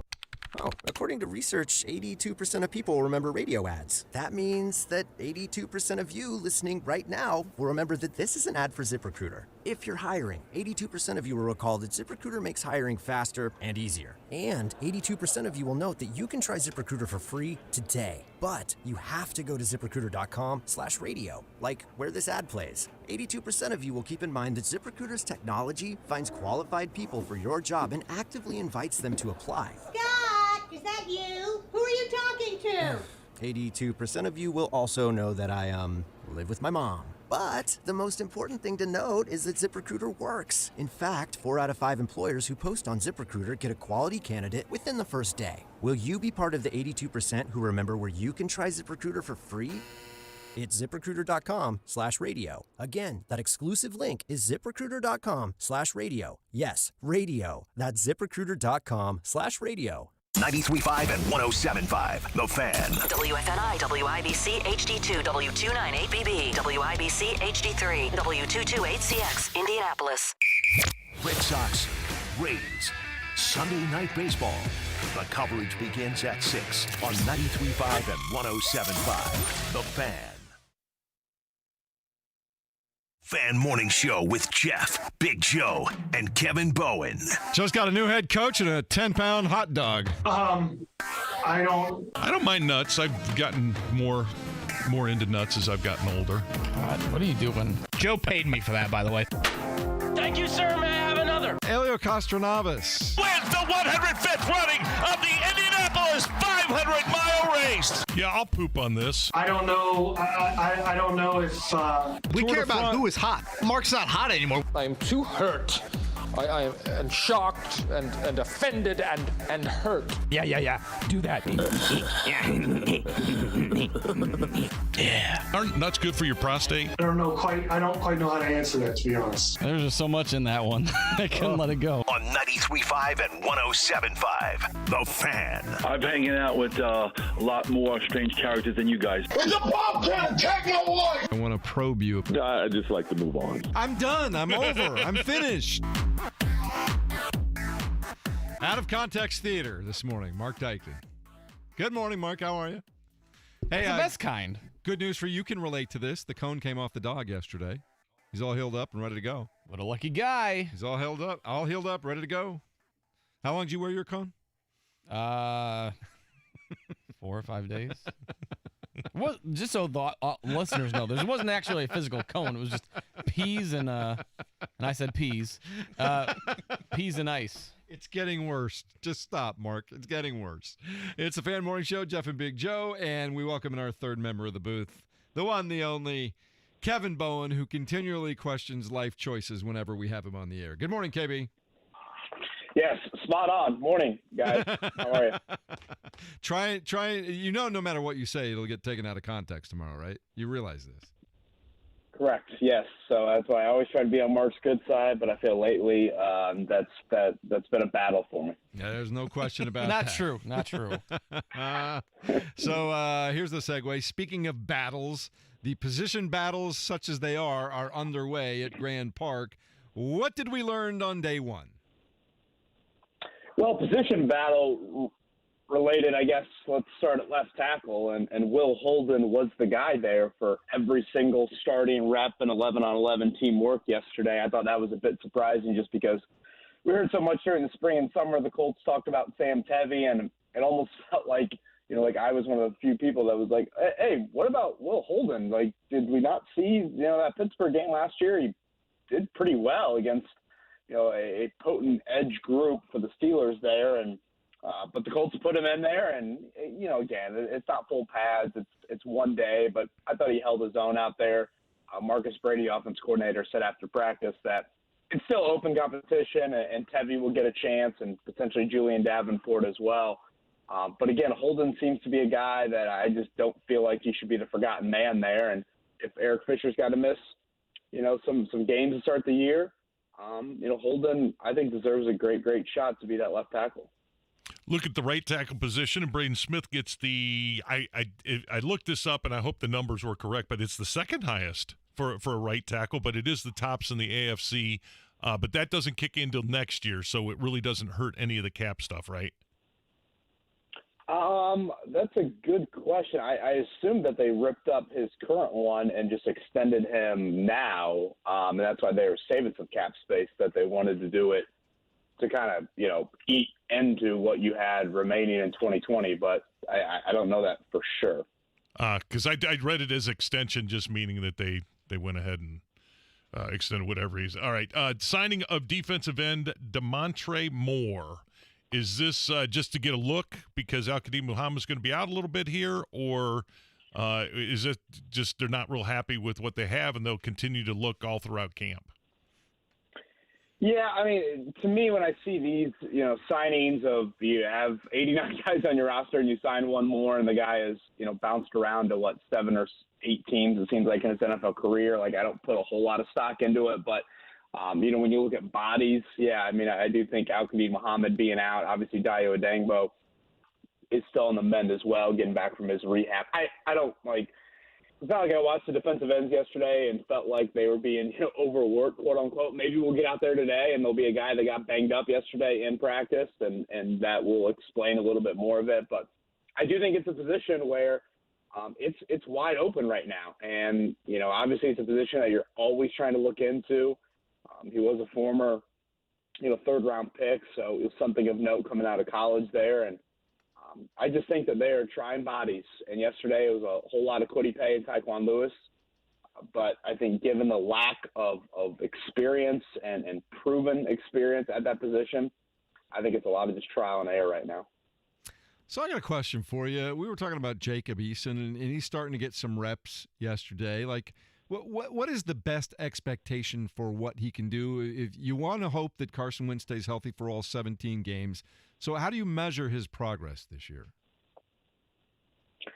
Well, I think as long as he can secure that backup job, I mean, that would be some sort of progress. In an ideal world, Jacob Eason wouldn't play a whole lot this season. I mean, sure, maybe you have a couple blowouts and he gets in there, but that's pretty rare in the NFL. So, a lot of his progress certainly is going to come from, the preseason. And yesterday, I felt like we saw just a little bit of the inaccuracy out of him that you saw at times at Washington. He wasn't an extremely accurate quarterback during his collegiate days. And I think part of that just comes from when things are a little bit complicated and not just kind of crystal clear, 1-2 reads, boom. That's when things, get a little bit more difficult for him. So, if he doesn't, secure that backup job, then, he's probably done here, frankly. And probably is a bit of a wasted pick. I don't know if that's maybe it's a little bit too harsh. And I was and am a fan of the pick because I think when you don't have that position solidified, you do take chances there. But I think progress for him would be getting that backup job, showing something in the preseason, and if Carson Wentz goes down at some point, obviously he'll get a whole different type of evaluation in the regular season. I'm glad you wrote about the Carson Wentz offseason journey and some of the places he went and everything, because that's really what we wanted to see, is him being able to get together and start and build chemistry and doing all those kinds of things. Was there anything that he said yesterday that was surprising to you about getting together with the guys as often as he did? Maybe just the frequency of it, Joe. I mean, there were like 7 different instances where he, got together with his pass catchers, whether that be in California, a few times here in Indiana, and then a couple in Texas during the summer when you have that summer break. Now, part of that number of 7 probably comes from the fact that you were only in Indianapolis for just 2 weeks of spring work. So I think that contributed some of it. But I also go back to March and free agency when T.Y. Hilton was on the open market for a week. I mean, he was a free agent for a full week. And Carson, was still texting him, contacting him throughout that process of like, I want you back. And like, at that point, Carson Wentz and T.Y. Hilton had never even been, teammates. So I think he has taken on and embraced the honeymoon stage really, really well. And that's needed. And some might say, well, duh, like he should. He plays a position where you have those expectations. But I just think that was critical because, right or wrong, you have a Colts locker room that probably heard a lot of what we heard from what, happened in Philadelphia. So I think Carson has proven himself to his teammates, again, through this quieter period. But as I mentioned in the story, like, final exams are about to come for him. As much as you can do right in March, April, May, June, et cetera, it's a whole different animal when stuff gets real. And yesterday was the first part of getting real. I talked with you guys about it yesterday. When we were getting ready to go out to practice, it kind of hit me like usually the first 2 or 3 days of camp is exactly like what you saw in the spring in terms of intensity. Guys still aren't in full pads, those things. But what they did yesterday in having offense versus defense, even without full pads, that was not what they did in the spring. So I think that's why you did see a little bit of rust out of the passing offense, because for a guy like Carson Wentz, or obviously Jacob Eason too, but Carson, that was the first time he's seen a defense since he got benched, last December. So the expected rust we saw from the passing offense, and some of his pass catchers didn't help him out either with some drops. To me, that was expected. So, Kevin, so much great stuff at 1075thefan.com that you've been posting. Appreciate all the hard work you're doing there. Carson Wentz travels across the United States to build Colts chemistry.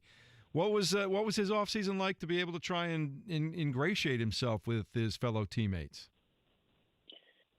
Well, yeah, like I was saying, there were stops in California, there were some stops in Texas, a little bit of away from the facility stuff here in Indy. I think he's I probably shouldn't say which field he's been at, but right. He's been at some fields here locally as well. But what kind of stuff do they do? Is it just going through throwing and passing? Like what do they really? They spend the day together, right? Yeah. Right. Yeah. Obviously, a ton of route tree stuff, early in the day. But then just getting to know guys. I believe Carson's got a home down in Texas, so having guys over there. He mentioned some top golf and I think some actual golf and things like that. So, yeah, certainly some bonding aspect to it as well, and not just strictly of, hey, we're going to do 2 hours of field work and then call it a day, and everybody goes their separate ways. So, it was not just a football sort of retreat. It was a little bit more than that. Right. When you just the way things worked on the field, obviously Carson, you like to see him kind of take over and everything, but Marcus Brady being out there also, I guess it was Frank's absence noticeable. Coach Reich's absence noticeable. I didn't notice it. Part of it's because, Frank's not like Bruce Arians out there. He's not yelling and cussing. So, there are days I've probably watched practice and gone, 45 minutes before I've noticed Frank Reich. Now, inevitably, I think you notice him because he usually hangs around the quarterbacks. But something that Marcus Brady pointed out, and I asked him this yesterday, I was like, did you call the plays today, assuming, Frank's not there? He's like, well, yeah, but I typically call the plays. Frank wants to oversee the entire practice. Yes, he's got more of, that, gravitational pull, if you will, towards the offense and to the quarterbacks. But he still is running an entire, team. So, Marcus Brady or at times, Nick Sirianni last year, those guys would kind of handle just the rhythm and the play calls for these guys. But I'm sure, when Carson had a couple errant throws or the passing offense wasn't as in sync, that would have been beneficial, obviously, to have Frank out there. But I don't think it's the end of the world. From a how practice runs standpoint, I don't think you could have noticed too big of a difference. KB, draft night tonight in the NBA. The Pacers number 13 overall. What are they looking for, do you think? Well, I think they're looking for a guy that can come in and impact right away. That's maybe not the approach that I would necessarily have. J&B and I were talking about this last night. Part of me thinks, and sure, the Rick Carlisle influence is there, but part of me thinks because the Pacers have just swung and missed so much in the draft as of late that they want to do anything just to get on base. Anything just to say, hey, here's a guy that is one of the first guys off the bench or, potentially a fringe starter, things like that. Whereas I look at it much differently. I look at it as this is an opportunity at number 13 overall to really and it's difficult, but you could alter your franchise for the foreseeable future. If you're able to hit a home run here and find a guy that can grow into, really a top flight player for you, that can, again, change the trajectory of where you're at right now. So that's the swing that I would take. Again, it's a tough thing to find, but saying you're going to have the 13th overall pick for the next 5 or 6 years or be in the lottery, I mean, you obviously hope as an organization that you're not there. So I kind of see an older college player and a guy like Davion Mitchell. I would love some of the other names kind of in that range. I don't know if I'd be loving them as much, but to me, you got to take a big swing. And just because there might be scar tissue from, TJ Leaf and Aaron Holiday and things like that, that doesn't mean that, that should, make you shy from, taking that bigger swing. It does make you think that they are going to go ahead and keep that pick because of everybody they worked out and how diligent they were on that, right? Well, I think you're just kind of covering your what, Joe. I mean, you don't know what the board's going to look like till you get there at 13, and I think that's part of it. And then also I think part of why you worked out, the amount of people that you work out is not only you just have to do your homework, but like what if you trade back? That's been some of the rumors as well. Could there be guys that you work out available at 20 or 22, something like that? So I think that's all part of the process. I don't try to read too much into who they worked out, who they didn't. I don't think they worked out Goga before the draft because I don't think Goga thought his representation thought he'd be there. So I just think that's all part of it. I guess I'm just thinking on whether or not they're going to package and trade, because we've not heard any trade. Well, a couple of trade rumors. I think the Pelicans and Miles Turner, but then they went and got Valanciunas. So it's some of those things have fizzled, but thus is a Kevin Pritchard draft where there could be a lot of highlights and a lot of fireworks tonight too. And you know how this is. I mean, this is how it is the day of the NFL draft. I mean, it's smokescreen central right now. Teams are just lying, like none other to, hopefully have their guy fall to them. So I think that's a big part of it. So, yeah, I don't read too much into who they've worked out or some of the rumors. I think, once that board starts to fall and, if James Bouknight starts to fall or, Mitchell starts to fall or whatever, Franz Wagner, you just truly don't know. And really, I think the first domino of this draft probably comes at like 5 or 6, kind of in that range there. So that's when I think we'll get a better gauge. It seems like there's a lot of unpredictability and trying to, really gauge what's going to happen kind of 7, 8, 9, 10. All right, we'll talk to you in a little while once you get out there to camp, and practice starts at 10 today. I think Mark had said it as of a half an hour ago. There were a few still. You could go on Colts.com and find some room. Was that at capacity yesterday? Did it look full? Yeah, it looked full-ish to me. I guess I didn't take a great look at the stands, but it seemed like it was, pretty full to me. And as of now, obviously practice is still on. I haven't looked at a radar. I know we had a chance of some showers, but if they do go indoors, unfortunately, fans aren't allowed indoors. But again, the radar looked just kind of spotty to me when I saw it briefly. So hopefully we'll be outside starting at 10 o'clock. All right, buddy. We'll talk to you in a little while. All right, guys. Kevin Bowen, 1075thefan.com, joining us on the Payless Liquors hotline. Would you say, Joe, this afternoon it looks like? 2 o'clock.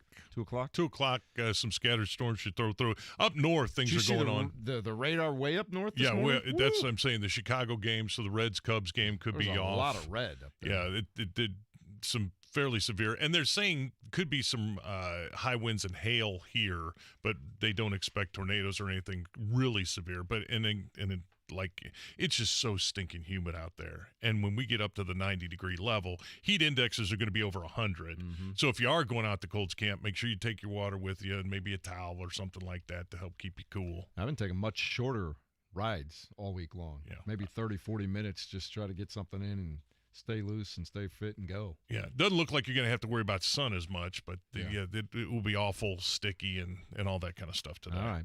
Everything else you need to know, start your sports day right here, right now. The Sports Center update on 93.5 and 107.5 The Fan is presented by Big O Tires, the team you trust. Carson Wentz, you aware of him, Joe? Heard of him. Yeah, starting quarterback for the Unless it's Indianapolis his brother Colts. I was hearing about. Well, either way. Casey Wentz. Casey Wentz. Is that like Cliff and Chris Paul? Is that kind of deal going on? Yeah. Carson Wentz talked about how the Colts locker room feels different with Mr. Irsay walking in and addressing them. I mean, it's a family. It truly feels like a family. And football, it's always talked about in a locker room. All that's always talked about. It's a family. But something feels different here. And even in the community, even with you guys, and it just feels like a big family with everyone supporting and encouraging each other. But the expectations are there. And having Mr. Irsay talk to us got me kind of fired up last night. And he still's got a lot of passion, a lot of energy, and I think it got a lot of guys excited. It's because here on the streets of Indianapolis, as opposed to Philadelphia, we don't throw things at you when you're walking down the street, Joe. I think he did make mention of how neat Graham Park was and all the farmland and everything out. Right. That's my kind of setting. I'm exaggerating a little bit about Philadelphia, but not that far. No, not that verbal far. slings, a lot of verbal slings every day. And anyway, he's here. He's the quarterback, and it's the first official day. Quiddy Pay. Where'd he go to school, Joe? It's some D2 school, What Michigan. was that? Yeah. He is now an official player in the National Football League after one day of practice. It's definitely fast, For me, I just got to get used to it. Coming from college, it's a way different tempo coming out here. So for me, just knowing what to expect now, coming out here tomorrow, just off the ball, a little faster. Nice dig on Jim Harbaugh's program. Wow. Michigan. How long did it take you to your first ever NFL practice? You're like, okay, this is different. Yeah, just from walking out on the field. Yeah. I mean, it was because we were out in San Diego. And San Diego was weird because we had a half a mile walk just to get to the fields. In that were cleats, way right? out in the Clip, yeah, clip, exactly. clip, way out, way out in the corner, and then you're always worried about getting fined for being late or whatever. So it was a way different experience. So like in the first time you went up against a veteran defensive lineman, what was your first initial thought? Boy, I can't do that again. No, you have your wins, you have your losses, and it's you just have to. You don't know what you don't know right away, right? But it's not like it's totally he belongs new to you. Yeah. But there's guys that you're going to go up against on the team that aren't going to make the team. That you're better than, obviously. You're obviously better than they are. Right at the situation. But if you start going against the ones, it's a different deal. Totally different deal. Yeah. And they practice differently too. You don't want to screw up. They don't care. They're trying to make themselves just get through practice. Braden Smith got a new contract yesterday. Was asked if that had been on his mind heading into camp. I mean, my agent was handling most of it. I mean, we had communication just to see what's going on, but I mean, my agent's great. I mean, he's done deals like that before, and just takes the pressure off me, so I can just focus on training for the season and just going about my business. What was it, Mark? 4 years, 72 plus, and about $42 million guaranteed. Yep. So that the 18.1 average, that's the second most, if that is indeed all the fine print and whatnot. Important protocol question, Joe. Did he take the rest of the guys out to dinner last night on that offensive line room? Last night, no, but there soon? will be something coming. Tarek Glenn, I think it was Saturday, let us know when Tarek Glenn got his big deal. I think he bought everybody four-wheelers. Sometimes it's a dinner. Sometimes it's a new laptop or something, or whatever the iPad kind of things. So it's hard to say what they might be into these days. What's the big new tech thing, Mark? What's the one thing out there you got to have? I don't know. For Joe, it would be an actual streaming service. How about better than dial-up internet? Yeah, quality that? Internet? Not at my house. Only 2021. Let's be honest. What would you do with it? Probably get rid of everything and just get streaming. Okay, yeah. Watch what you want to watch when you want to watch it. Mm-hmm. By the way, big discussion. Ted Lasso's only coming out in 1 week installments now. I'm to the point where I just like watching what I want to watch on the weekends when I have time. I don't want to wait a week to see an episode now. The first season was all at once. Mm-hmm. Now they're only releasing one episode a week this year. I don't think I like that, Joe. No, you don't. You like to binge when you can, right? Well, I don't have time all the time. If I have a couple of hours, I can knock off 2 or 3 or 4 episodes. And binge watching's the way everybody's doing it. I haven't started season 2 yet, but I know there's only one episode a week, so I'm like, all right, no rush. I just watched for Rebecca. Oh, really? Yeah. Okay. The owner. Noted. The owner. I know who you're referring to. She's a tall lady. Yes. She's good looking, though, but she's tall. Aaron Rodgers spoke to the media yesterday. All he wants to be is heard, Joe. As I've talked to some other older players around the league, I think this is how it goes. You know, you get a little bit older, you see some of the dysfunction in organizations, and you either move on or try and help foster some change. And that's all I wanted to do, because I love this organization and I love being a Packer and I've enjoyed my time here. But I can be used as a pseudo consultant because I know this place. I know this building. I know the people that work here. I know what helps it go. And when you're a quarterback, you hear a lot of you know, you hear it from what's going on around the building, and it gives you the ability to see kind of things as they are and to help foster a culture of inclusion and cohesion and connectedness that helps you win. There's Aaron Rodgers yesterday. It's true, though, in that some players, if the player's there's longer than some of the front office people, you know. There is an institutional. Look, there are people around. I tell people all the time, like, he'd never say boo because he's the greatest guy in the world.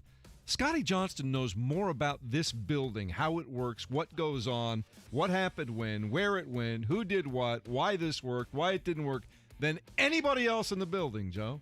I say that all the time. Would you disagree with that? No. Because he's been here forever behind the scenes through multiple regimes. When this management group that's here now came in, they asked me point blank. I said the most important guy in this building is Scotty, but often overlooked and that kind of stuff, and you can't do that. So yeah, that's part of it. But you know, Aaron is he's just such a weird dude, and he's not a great teammate. And this is coming from the teammates, that he has a very high opinion of himself, and maybe you don't really care to have his opinion. And if it's a new group that's coming in, and you've been, not that this is the situation in Green Bay, but if this guy has been around for a long time and it's not worked out well, and that's why there's all these new people in the building, maybe you don't really want it. You should listen so you don't make the same mistake, but how offended would he be if he gave his input and they didn't follow it? It's a no-win situation. Yeah, I think it's one of those things you want a seat at the table, and then everybody makes a decision, and whether you agree with it or not, you all just move forward with that decision, and then once that decision is made, you just go. But I always thought that's always what happened with every team that I was on. You'd have your year-end evaluation, and you'd have and it was really you weren't good Exit at this, you need to do this, year. you know. Yeah. It was more like, so what did you think of the season? What do you like? What did you not like? You know, it was all those kinds of things. It was very general and whatnot. It's like, well, you know, I think we needed to cut back a little bit more on practices during this, or I really like this. And one thing we do know, Joe, there will be another sweep of the Chicago Bears upcoming in 2021. Oh, boy. Oh, move on. Oh, boy. Just asking. Poking the bear. You disagree? I do disagree. What, Andy Dalton's going to rise up and win the first game? You keep forgetting about the guy who's right behind him. The one who's never taken a single snap in the National Football League? So what? Did you see the picture of Aaron's? Is that his sister, Karen? Karen Rodgers. Karen Rodgers. His mom, Karen? I'd like to talk to the manager, please. I'd like some input, please. I'd like to be the manager, please. They put Aaron Rodgers in a dress and gave him a... All right, very quickly. The Reds beat up on the Cubs yesterday. More home runs from Joey Votto, Joe. He just won't stop. Is that 5 days in a row he's hit a home run? Yes. And he had two yesterday. Back-to-back. So he had 4 in the last 2. Yes, on a streak. Maybe you should figure out a way to get him in a Cubs uniform, Mark. No. Please don't. We like him where he's at in Cincinnati. Well, he's older, too. 8-2 was the final score. Well, apparently it doesn't seem to matter when he plays the Cubs. It's okay. What are we going to do with Joey Votto on a team that's retooling? Nothing. Royals beat the White Sox yesterday by a score of 3-2. And I think St. Louis taking on, what did they take on yesterday? The Indians? Yep, they beat them, or they lost to the Indians 7-2. So there's a final score there. At the Olympics, silver medals for a couple of synchronized divers from Indiana. That was kind of fun. Did you see that for a second? Because the women had done that too. So I'm digging that. U.S. starting to pull away in the medal count a little bit. So I'm okay with that. Hoosier divers Michael Hickson and Andrew Capobianco gave IU another Olympic silver. So Hoosiers have done pretty well so far at the Olympics. And we'll talk more about that a little bit later on. But right now, we're going to focus on the NBA draft. Scott Agnes from Fieldhouse Files joins us to give his perspective. Next, it's the Fan Morning Show with Jeff and Big Joe, 93.5 and 107.5 The Fan. It's the Colts VIP Tailgate presented by Hayes & Sons Restoration. Make your game day experience the best it can be. Log on and get your tickets now. It's bullseyeeventgroup.com. This is Dave Magine with B&W Plumbing, Heating, Cooling, and Drains. For a free second opinion on your furnace or air conditioner, look us up at BigBlackTrucks.com. B&W, your trusted local independent American Standard heating and air conditioning dealer. Hey, it's Rob Belushi from Bill Estes Ford in Brownsburg, and our summer sale is on fire. Why so sweaty, Rob? Because we're coming in hot, Brian, with $9,000 off 2020 EcoSports. Whoa, slow down, Hot Rob. No can do. We're coming in hot with $5,000 off new Escapes. $9,000 off 2020 EcoSports and $5,000 off new Escapes? That's too hot, Rob. Oh, this fire is downright dangerous, and I'm just getting warmed up. We just melted our prices on 230 nearly new cars, trucks, and SUVs. With 40 of them coming in hot, under $15,000. Yes, Brian, feel the heat. 40 new-to-you vehicles just reduced to under $15,000. We have 99% approval, so credit issues won't extinguish this fire. Then we feed the flames when we give you $2,000 more for your trade. Yeah, let it burn. Brian, drop those matches. It's a metaphor. My bad. Come in before we burn through our inventory at these too hot to touch prices. $9,000 off 2020 EcoSports, $5,000 off Escapes, and $2,000 more for your trade. Your key is waiting at Bill Estes Ford in Brownsburg. Are you one of the millions of homeowners who haven't refinanced yet? If so, I'm here to tell you it's not too late. Hi, I'm Wesley Hogan with Westland Financial. Although the lowest rates may be in our rearview mirror, as the economy recovers from the biggest economic shock of our lifetime, rates still remain near historic lows. In fact, with the dramatic increase in home values, this may be the perfect time to put that new home equity to work. Take advantage of our cash out refi program and pay off high-rate credit cards, car loans, or other high-interest rate debt. Or finally make those home improvements you put on hold for so long. Best of all, we can do this with no closing costs. That's right, whether it's a conventional, FHA, or VA loan, we'll pay for your title, settlement, lender, and recording fees. So call Westland at 888-455-3669. That's 888-455-3669. It's the biggest no-brainer in the history of mankind. 888-455-3669. NMLS number 3304. Not all loans apply. Equal housing lender. Oh, according to research, 82% of people remember radio ads. That means that 82% of you listening right now will remember that this is an ad for ZipRecruiter. If you're hiring, 82% of you will recall that ZipRecruiter makes hiring faster and easier. And 82% of you will note that you can try ZipRecruiter for free today. But you have to go to ZipRecruiter.com/radio, like where this ad plays. 82% of you will keep in mind that ZipRecruiter's technology finds qualified people for your job and actively invites them to apply. Scott, is that you? Who are you talking to? 82% of you will also know that I, live with my mom. But the most important thing to note is that ZipRecruiter works. In fact, 4 out of 5 employers who post on ZipRecruiter get a quality candidate within the first day. Will you be part of the 82% who remember where you can try ZipRecruiter for free? It's ZipRecruiter.com/radio. Again, that exclusive link is ZipRecruiter.com/radio. Yes, radio. That's ZipRecruiter.com/radio.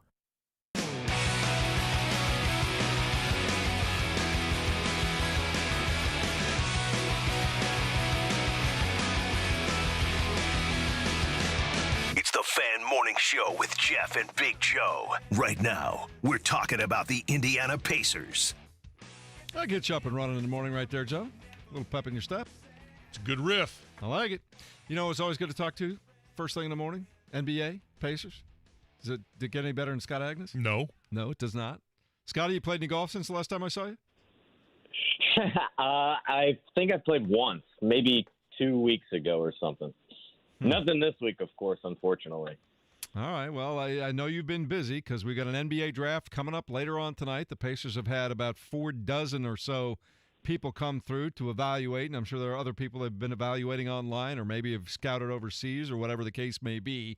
What is your best guess of what might happen at number 13 tonight? Yeah, so it's been just obviously a very bizarre year with everything that the Pacers and all of us have had to deal with. And so most of the scouting and everything has been done remotely, right? So they're not going to practices and games and everything. It was all film sessions and such like that until in February a little bit. Once you hit 13, assuming the Pacers keep it, which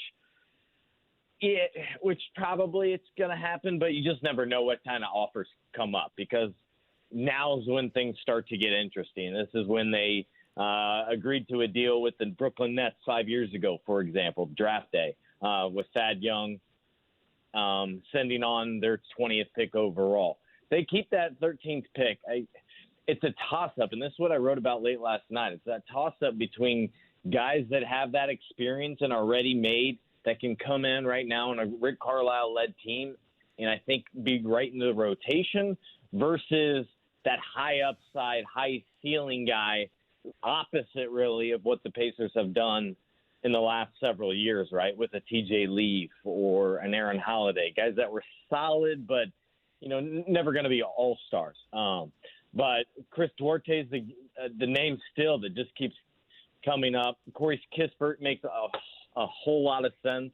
The ironic thing about him is very reminiscent of Doug McDermott. And obviously, Doug's a free agent.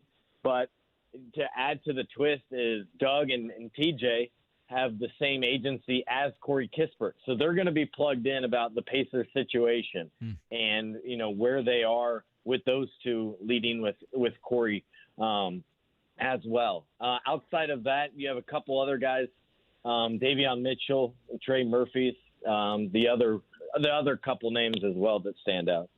Thoughts on and I don't know if you can even glean anything from it, but the chances of either moving up, moving back, or just getting rid of the pick altogether. Is there any thought anyway? Any speculation or rumor? Yeah, I think it all comes down to what's being offered, honestly, and we never know that completely, at least just yet.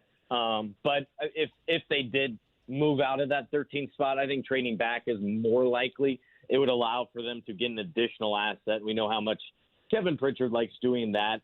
And also it feels like, remember, look, I just rattled off about 4 names right there. I think all of whom maybe they'd be happy with.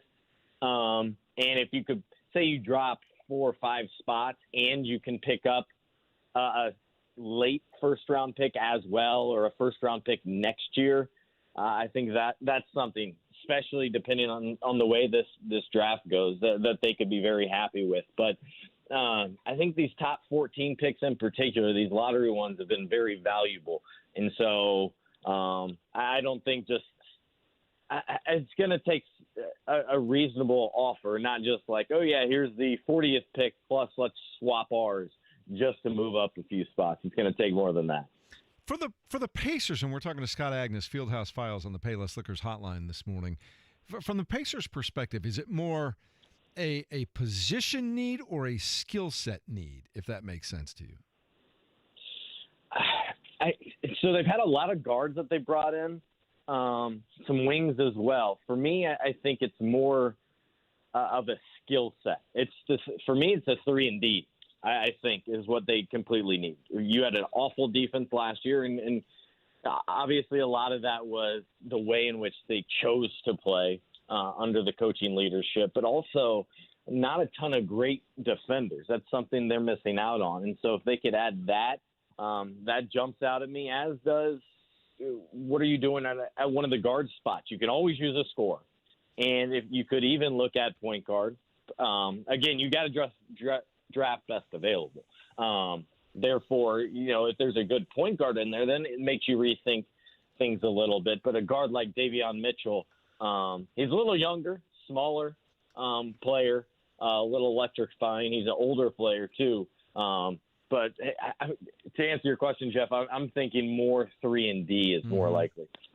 You mentioned these guys, but T.J. McConnell, Doug McDermott, any talks, rumbles, or I know we can't do anything yet, but what is then the timeline of being able to sign your free agents?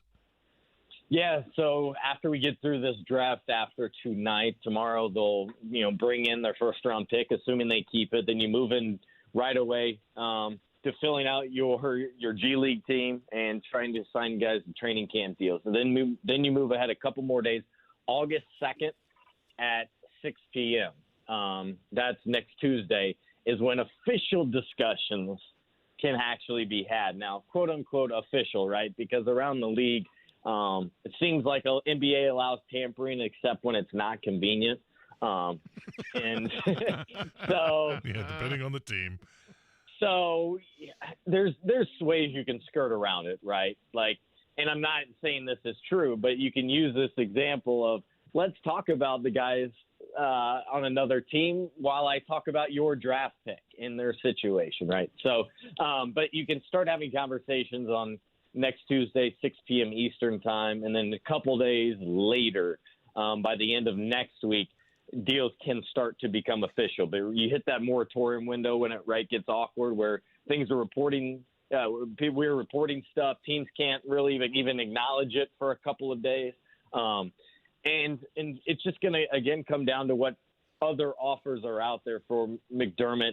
And with McConnell's always been more likely. And Doug, I'm curious to see how in demand it raises his price, because he's a guy who got $7 million a year last year. We see what some of these shooters around the league are costing, and it feels like he's going to be able to almost or nearly double his salary moving forward. And this is the first real payday for both of them. All right, at the top of the draft, I mean, every mock draft I've ever seen all year long, and the consensus seems to be Cade Cunningham going number one of the Pistons. In fact, I looked it up on FanDuel, and he's the only guy in minus numbers, Joe. Minus 6,000, if you want to bet anything on that. We only worked out for one team, too. Yeah, I mean, but Jalen Green, kind of a consensus second overall pick to the Rockets. Evan Mobley. Are there any surprises? Is there any reason for us to watch the first 30 minutes of that draft?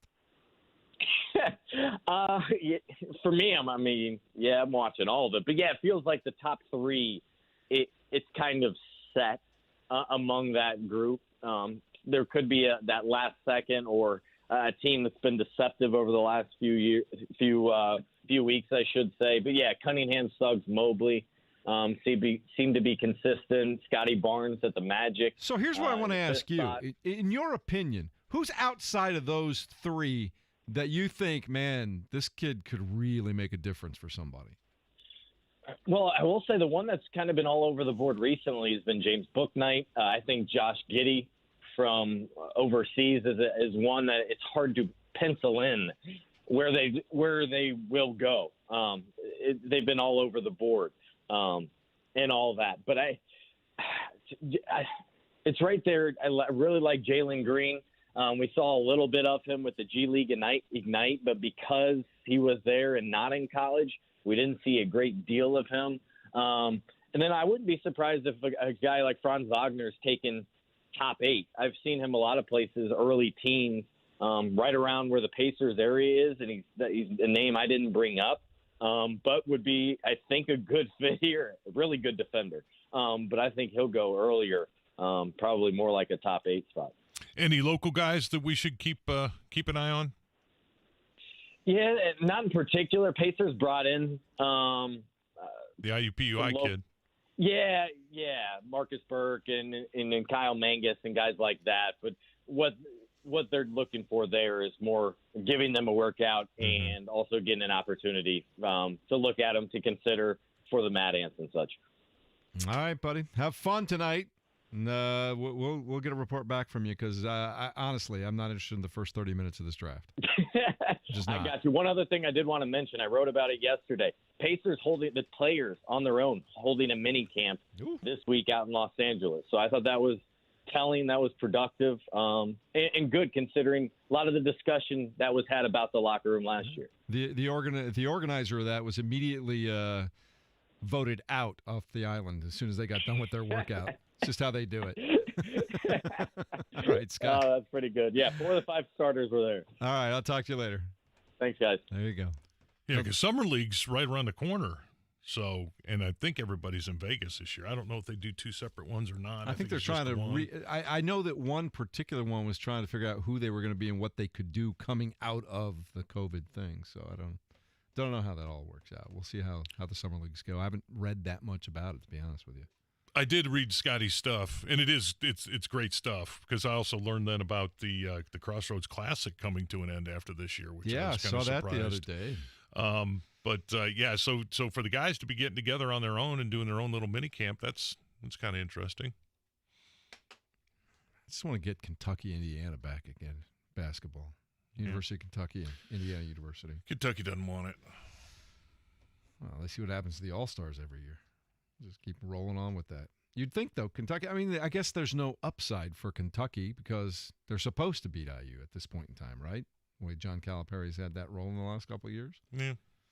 I don't know. There's a lot going on there. All right, coming up next, we will let you listen into some of the sound and thoughts from around the National Football League as camps get underway everywhere. Hear from Aaron Rodgers, Dak Prescott. Has he got another boo-boo already, Mark? What's going on there? Better ask Jerry Jones about that. All right, we'll do it next. 93.5 and 107.5 The Fan.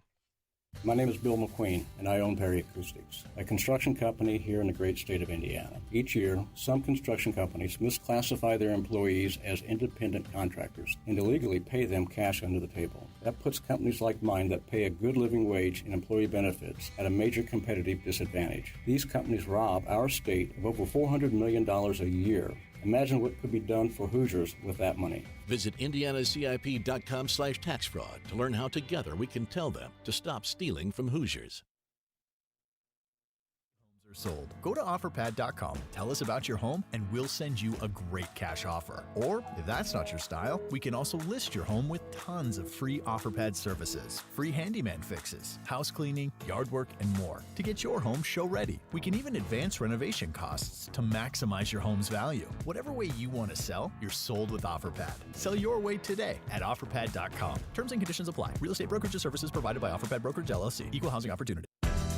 If you're a golfer, bet you'd love to play some of the best courses in the Midwest this summer, like Firestone Country Club, the Ross and Dye course at French Lick, and Keen Trace Champion. The Capital Golf Charity Amateur Tour has your chance to play tournaments at these courses and other great courses for $70 a day.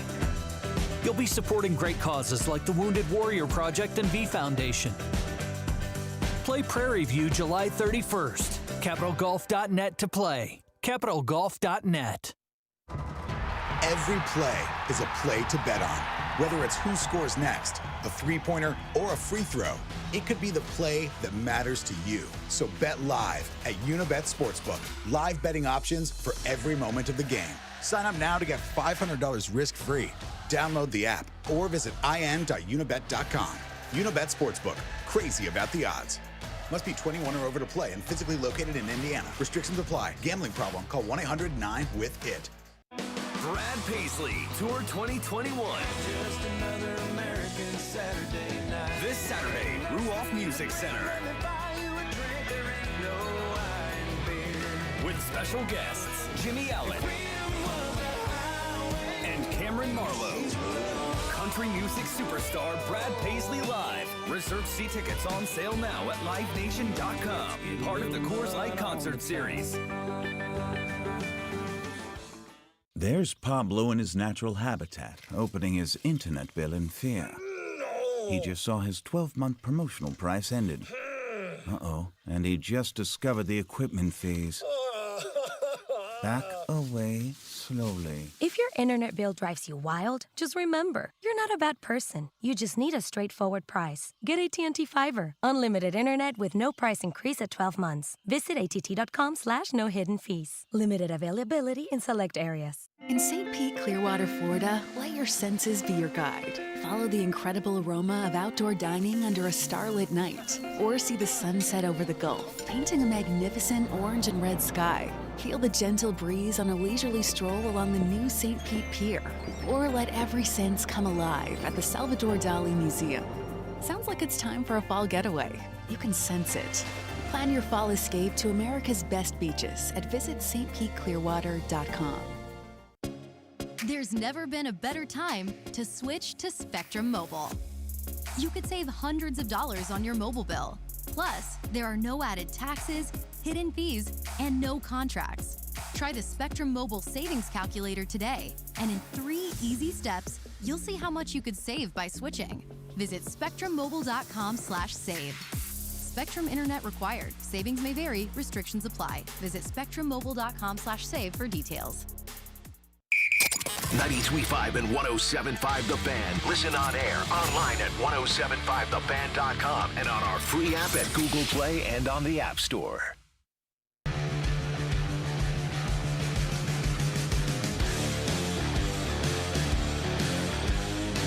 It's the Fan Morning Show with Jeff and Big Joe. Right now, we're talking the National Football League. It's time, Joe. Camps taking place everywhere. Let's get going. We got when's the Hall of Fame game? Like a week and a half? Something like that? Sounds about August 5th. right. Yeah. It's hard. I have to look at the calendar. It's already the end of July. But I'm digging it. You got Colts camp going up in Westfield, at Grand Park, and that's good. But it's going on everywhere. And, of course, we heard from Aaron Rodgers yesterday. The one thing he did say that I thought was interesting is, yes, Joe, at his age, he did think about what it would be like to retire at this point in time. Aaron, was there a point over the last few months when you seriously considered retirement? Because you might have, and at what point did you change your mind and decide to actually come back? Yeah, it was definitely something I thought about. I talked about how important being a full-timer was for a long time. This was the first time to spend the off-season away without a COVID year or a lockout year. And I enjoyed it. I really did. I took time working on myself and trying to better myself in a number of areas where I feel like I could improve based on my own patterns and conditioning. And it was a lot of growth. So I'm just curious, because I've heard this from a lot of veteran players over the years, that there is a certain point, even though you love the game, sometimes you don't love it again until, as you get a little bit older, maybe the middle of March, then maybe the beginning of April, and then maybe May, Joe, before you really truly get the fire back again. I've heard that from a lot of veteran guys, that as you get older, it takes a little while to recharge the batteries and then go, okay, yeah, I'm ready to go again.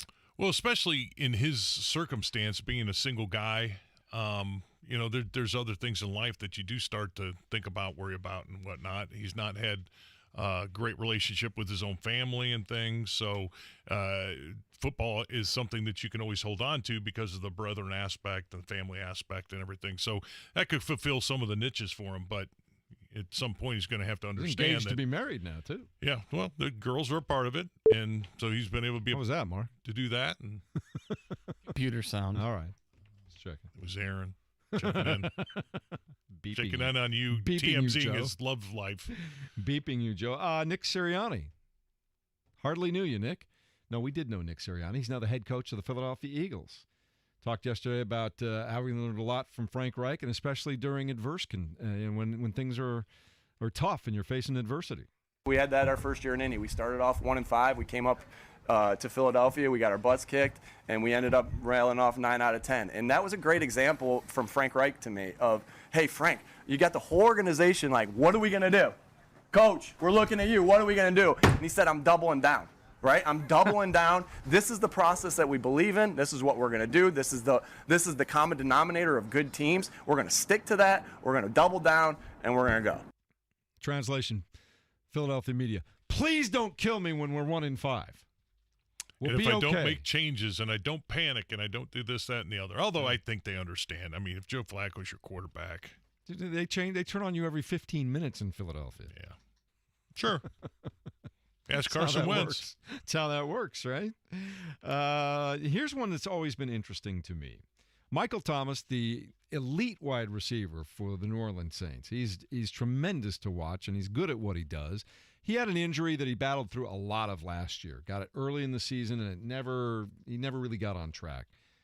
He waited until almost the end of the summer, Joe, to have surgery on that ankle, and now he's going to miss a bunch of time. And his head coach, Sean Payton, I don't think was very pleased with that. Look, it appears we're going to have to spend some time without him. It's disappointing, and we'll work through it with the other players that are here.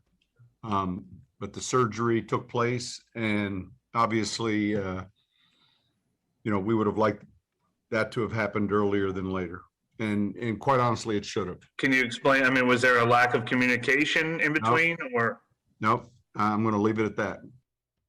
They just disagreed on that. So I've always been caught in between there, because I understand a player's desire to, if I can rehab this back to where it needs to be, I don't want somebody cutting on me and getting inside me. I understand that, so I understand waiting as long as I can wait. But isn't there a point where you can't wait any longer, Joe? Yeah. It's obviously he thought it was camp. Now, savvy vets are going to do this. I was going to say, that was a veteran move, wasn't it? Savvy vets are going to do this kind of thing, so they don't have to do anything in camp, and they can continue to get paid. This is what upsets a coach because the coach understands the need for practice time and having his guys out there, especially with the quarterback situation that they have now in New Orleans. Why would you not be out there?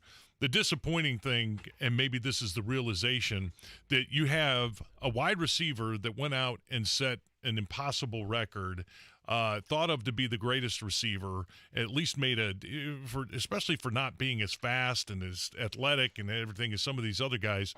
Michael Thomas was a stud, out stud. He catches whatever's thrown his way, and he's really tough to cover. And after this happens, what's going on with him? He's not really played full years, nicked up, been hampered by things. From what I understand, it was a pretty significant ankle injury he was dealing with last year. You get that thing fixed. Yeah. And that's, I understand apprehension with getting cut on. Are there some people that just don't want any surgery at any time, any way at all, if they can avoid it? Well, I'm sure there are, but when you start looking at how medical techniques have improved and how this is just automatic, I was told, Howard Mudd told me, because Howard had like 75 different knee surgeries, replacements and that. And he just said, don't wait on it. Even it's progressed so far that your quality of life can be so much better. Just you don't even need to wait on it. I'm not sure specifically what was going on with his ankle, but it would make a lot of sense for you to have it a couple of months ago after you did try to do the rehab stuff. And if it wasn't right, it wasn't right. But as I understand it, this was something that's been lingering. Just get it fixed. Mm-hmm. And if you don't get it fixed, you wonder why didn't you? And then there's also the part of this where every NFL player now is allowed to go and use their own doctor if they want to. But they still should be consulting with the team docs. So then you got that whole issue with the head coach maybe wasn't 100% kept on board of what was going on. And so he's just waiting for the doctors to tell him, and then this is kind of a surprise to him, where he might have been able to get involved in this earlier and say, hey, Michael, you know how important you're going to be to us. We really need you 100% through as much of camp as possible, especially with the quarterback change and all that stuff. What are we doing here? And no, it just comes back. And it's anytime a coach doesn't have power like that, it hurts a little bit. Especially a guy like Sean Payton. Yeah. This next one, Dak Prescott left camp practice yesterday with a shoulder strain. The MRI has revealed the muscle strain, but he says he doesn't see this as any kind of serious setback. Coming off a major injury that cost him last season. A little bump and a little strain here. Is this a big deal or no big deal, Joe? Settle down just a little bit. No big deal at this point. Right. It's kind of a twinge. He got it early. We'll see where it's going from there. Right. You'd expect a bunch of different setbacks, right? Even though he's coming back from this ankle, he's going to overcompensate until he's 100%. Is that the shoulder, though, or is that just throwing? Yeah, but the throwing motion is going to be off. Yeah. If the ankle and you're not planning right and everything else, we know that the left side, if you overcompensate the left side, then the right side's going to have some kind of issue. Right? So it's not surprising. All right, coming up next, Zak Keefer, The Athletic, stops by. We'll talk Colts camp with him, get his perspective as we continue on the Fan Morning Show with Jeff and Big Joe, 93.5 and 107.5 The Fan. Summer school is officially in session. It's Colts training camp at Grand Park in Westfield. Come back toward the ball. 93.5 and 107.5 The Fan has you covered like no other station. Kevin Bowen reports daily from camp with interviews from the players and coaches to the inside workings of the front office. If it's happening there, concentrate, get better. You'll hear about it here. 93.5 and 107.5 The Fan, the exclusive radio home of the Indianapolis Colts. Hey, it's JMV for CarX. The summer travel road ready special is going on, including an AC inspection, just $19.99. It's save $140 off a set of Continental or Cooper tires. CarX locations in Central Indiana. It's CarX.com today. Tire Discounters, where you can skip the shop. Tire Discounters now picks up your vehicle from your home or workplace and delivers it back to you. Rick Edelman, #1 New York Times best-selling author and founder of Edelman Financial Engines, takes questions on his radio show. Hi, Rick. I have a pension and can take it as monthly income or a lump sum. Which do you think is better? Well, the monthly check is only as safe as your employer's ability to pay it, and the amount will never rise, so inflation will erode its value. You have no access to the principal, and when you die, the money stops, even if you die tomorrow. So we usually recommend the lump sum. You get to invest the money however you want and generate your own income. You have full access anytime, and whatever's left over goes to your spouse or kids. But for some workers, the monthly option is better, so you should meet with a financial advisor to be sure that you're doing what's best for you. That's Rick Edelman, founder of Edelman Financial Engines, with his advice on pensions. If you have a personal finance question, talk to an experienced financial planner at 888-PLAN-RICK or visit rickedelman.com. From the first pitch to the last out, BetRivers Sportsbook has all the bases covered. BetRivers has a massive number of baseball betting options on each game, including pre-game player props and live in-game betting every inning. Sign up now and get a free play match of 100% on your first deposit up to $250. Bet with a winner. Bet with BetRivers Sportsbook. Must be 21 or over to play. Playable only in Indiana. Gambling problem? Call 1-800-9-WITH-IT. This year, a new tradition will be born at the Indianapolis Motor Speedway. NASCAR and IndyCar take on the road course over Brickyard Weekend. Tensions will run high and paint will fly as drivers like Elio, Logano, Jimmy, Bubba, Newgarden, Elliott, and more battle it out to be crowned rulers of the road. Don't miss the Midsummer Mayhem at the racing capital of the world. It's where history will be made and where racing never stops. August 13th through the 15th. Tickets at ims.com.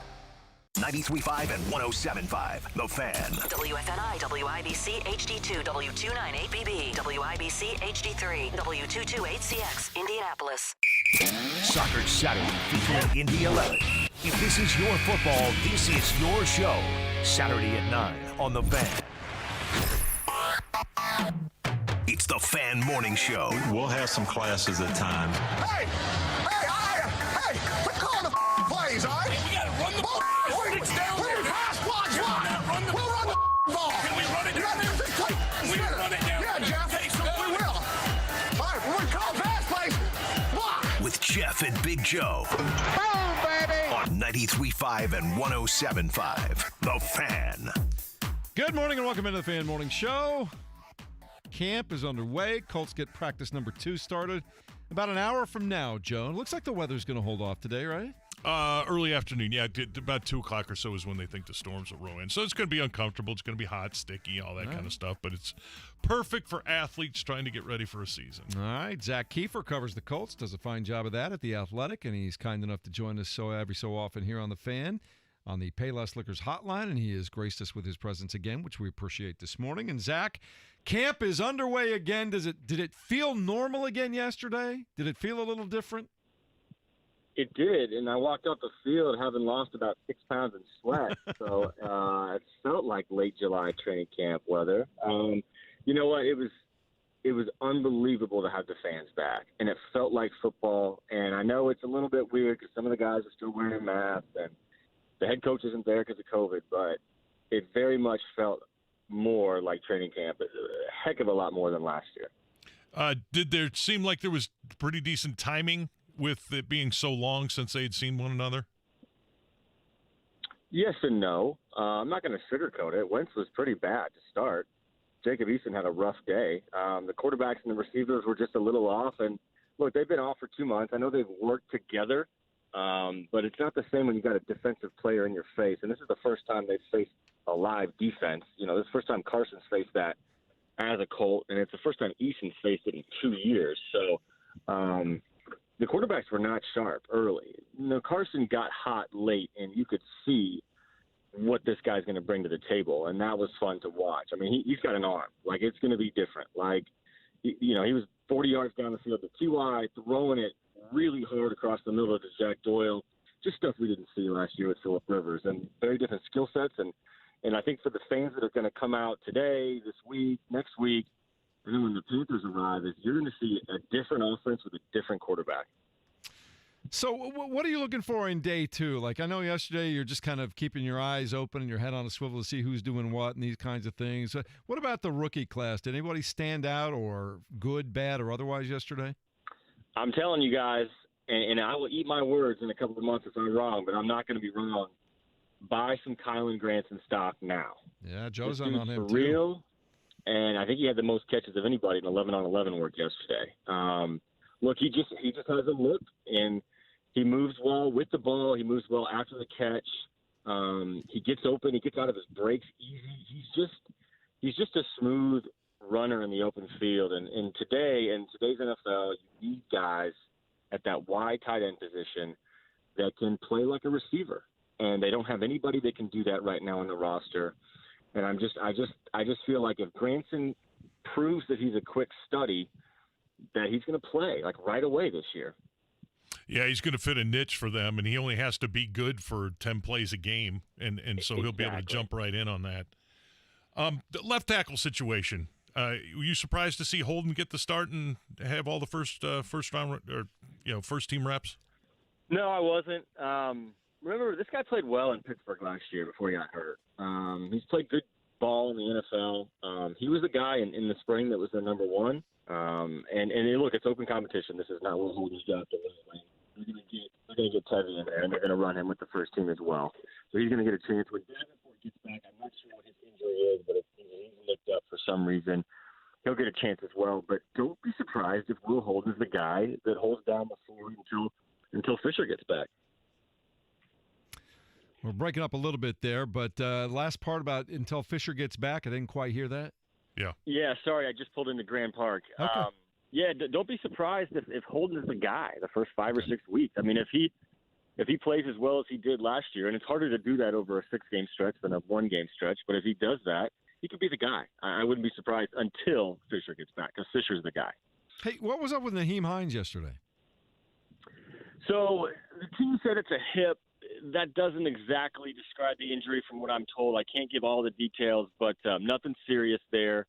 Small operation in late in the summer from a small injury he had while he was training. But he should be back on the field by next week, I think.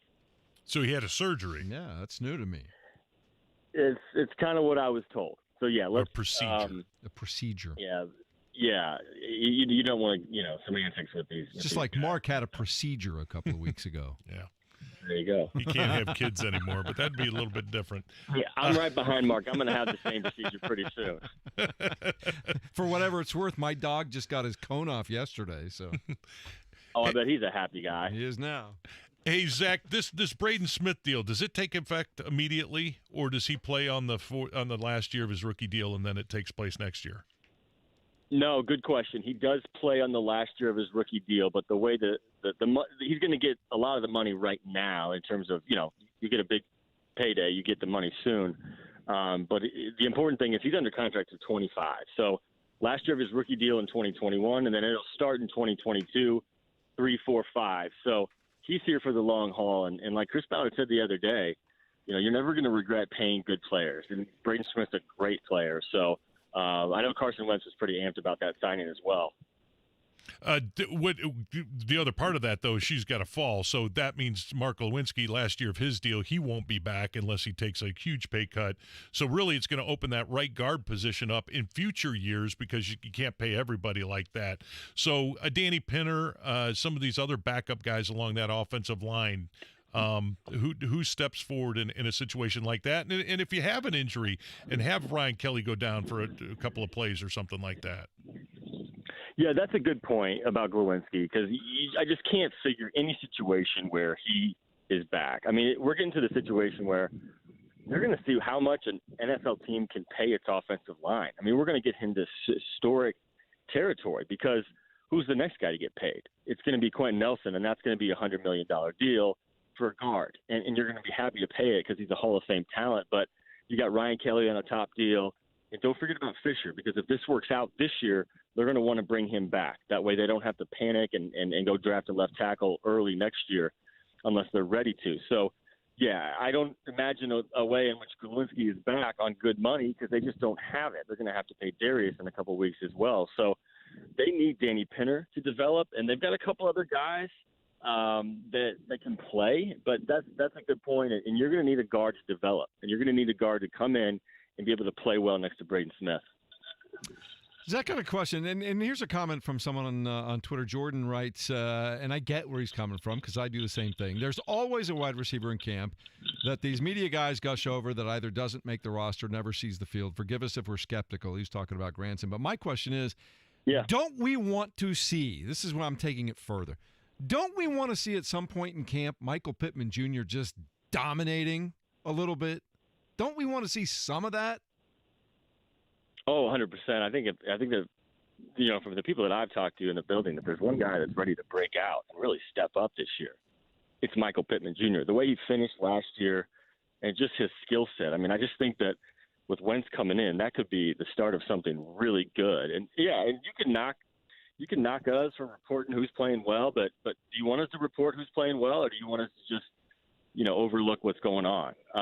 Granson had a good day yesterday. It was day one of camp. We've got 3 weeks of this, so we'll see where it goes from here.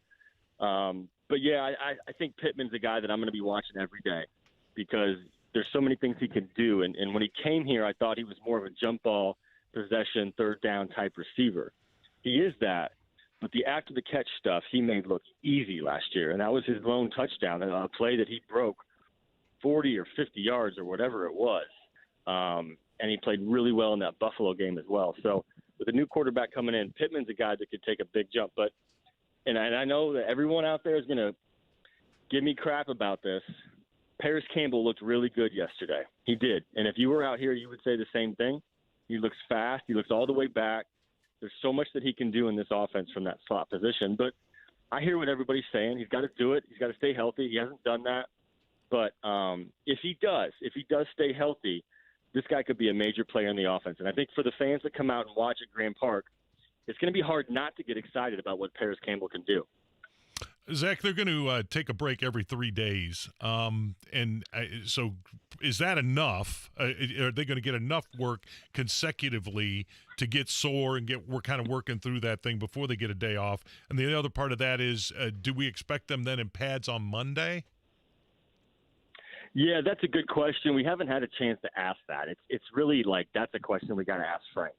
And we will ask Matt Eberflus that today because he's kind of running the show, at least from the defensive perspective. But, gosh, back when you were playing, I mean, you guys would probably go 6 or 7 days in a row until a day off. I mean, 3 days doesn't seem like that much. But, Chris Ballard made a good point the other day. These guys need to get after it. They need to play football because they didn't have much of an offseason. I mean, they had 2 weeks in shorts, and they didn't do hardly anything. I mean, it was install stuff. So, like you said, there's a rule. You can't put the pads on until the fourth practice, so that's either going to happen Saturday. I wouldn't be surprised if they put them on Saturday or Monday or Tuesday of next week. But when they do put them on, they need to play football. They need to hit each other, and they need to start really getting after it because these guys had 2 months off in June and July. I mean, they were training, but I think it was Naheem Hines or Jonathan Taylor the other day that said, we can train all we want, but nothing gets you ready for football like football. So I want to see some ones-on-ones in full pads, and they need to get ready because the Panthers are coming to town in a couple weeks, and that'll be a good test. Did you bring your umbrella today? I don't even own an umbrella, which is embarrassing. I brought a rain jacket, but I'm just going to tough it out, man. This isn't my first training camp. I'll get you one. There's 67 in my house that end up in every room somehow. I don't know how that works. I'm just too stubborn or lazy. I should just buy one, but I just don't. Hey, not to read anything in because we know how these training camp rosters are constantly changing, but the very first day you're bringing in a defensive end. Is that because Muhammad may be a little bit longer? Is this somebody they had on the radar and just this is a perfect time to get a look at him? That defensive end position, or are they just going to keep rotating guys through and just to find the best that can go? Yeah, I think it's a combination of all that. They've had this guy on the radar. They want to get a look at him. With Muhammad out for the next couple of days, this is my biggest concern on this roster right now is pass rush, defensive end, defensive line. You feel good about Buckner and I was going to say Autry. You feel good about Buckner and Grover Stewart in the middle, but where's the pass rush going to come? I mean, we had Kwity Paye yesterday say, this was a step up in tempo, and I struggled a little bit. Now it's day one, and I think he's going to be fine, but if he's your right defensive end, you feel great about Tyquan Lewis on the left? I don't know if I feel great about that. But it's early. It's the 28th or whatever it is of July. You got some time, but they need to keep their eyes out there, and they need to keep looking for defensive end talent because they've picked up some talent in this point in the season before, and it's helped them, and they need to keep doing that because that's just a position that I'm just not sold on right now. I think a lot of people are right there with you. But, Zach, as always, we appreciate your time. We thank you so much for what you do, and we'll check in with you later on. People can check your stuff out at The Athletic, and we will see you right around the corner. Thanks, guys. Have a good one. There he is, Zak Keefer, The Athletic, covers the Colts. And, Joe, what you're referring to, yesterday the Colts picked up defensive end DeMontre Moore, who had played in 66 career games with 75 tackles, 12 tackles for loss, 11 sacks. In 2020, he was in 10 games with the Seahawks, picked up 7 tackles, 1 tackle for loss, 1 sack, 1 forced fumble, 2 special team stops. Did participate in 1 postseason game, but he was on the market. Colts have a need. They picked him up. Yeah, and they'll work out everybody all the times they can. And this is another thing with not knowing what's going on with the COVID stuff and how things may change.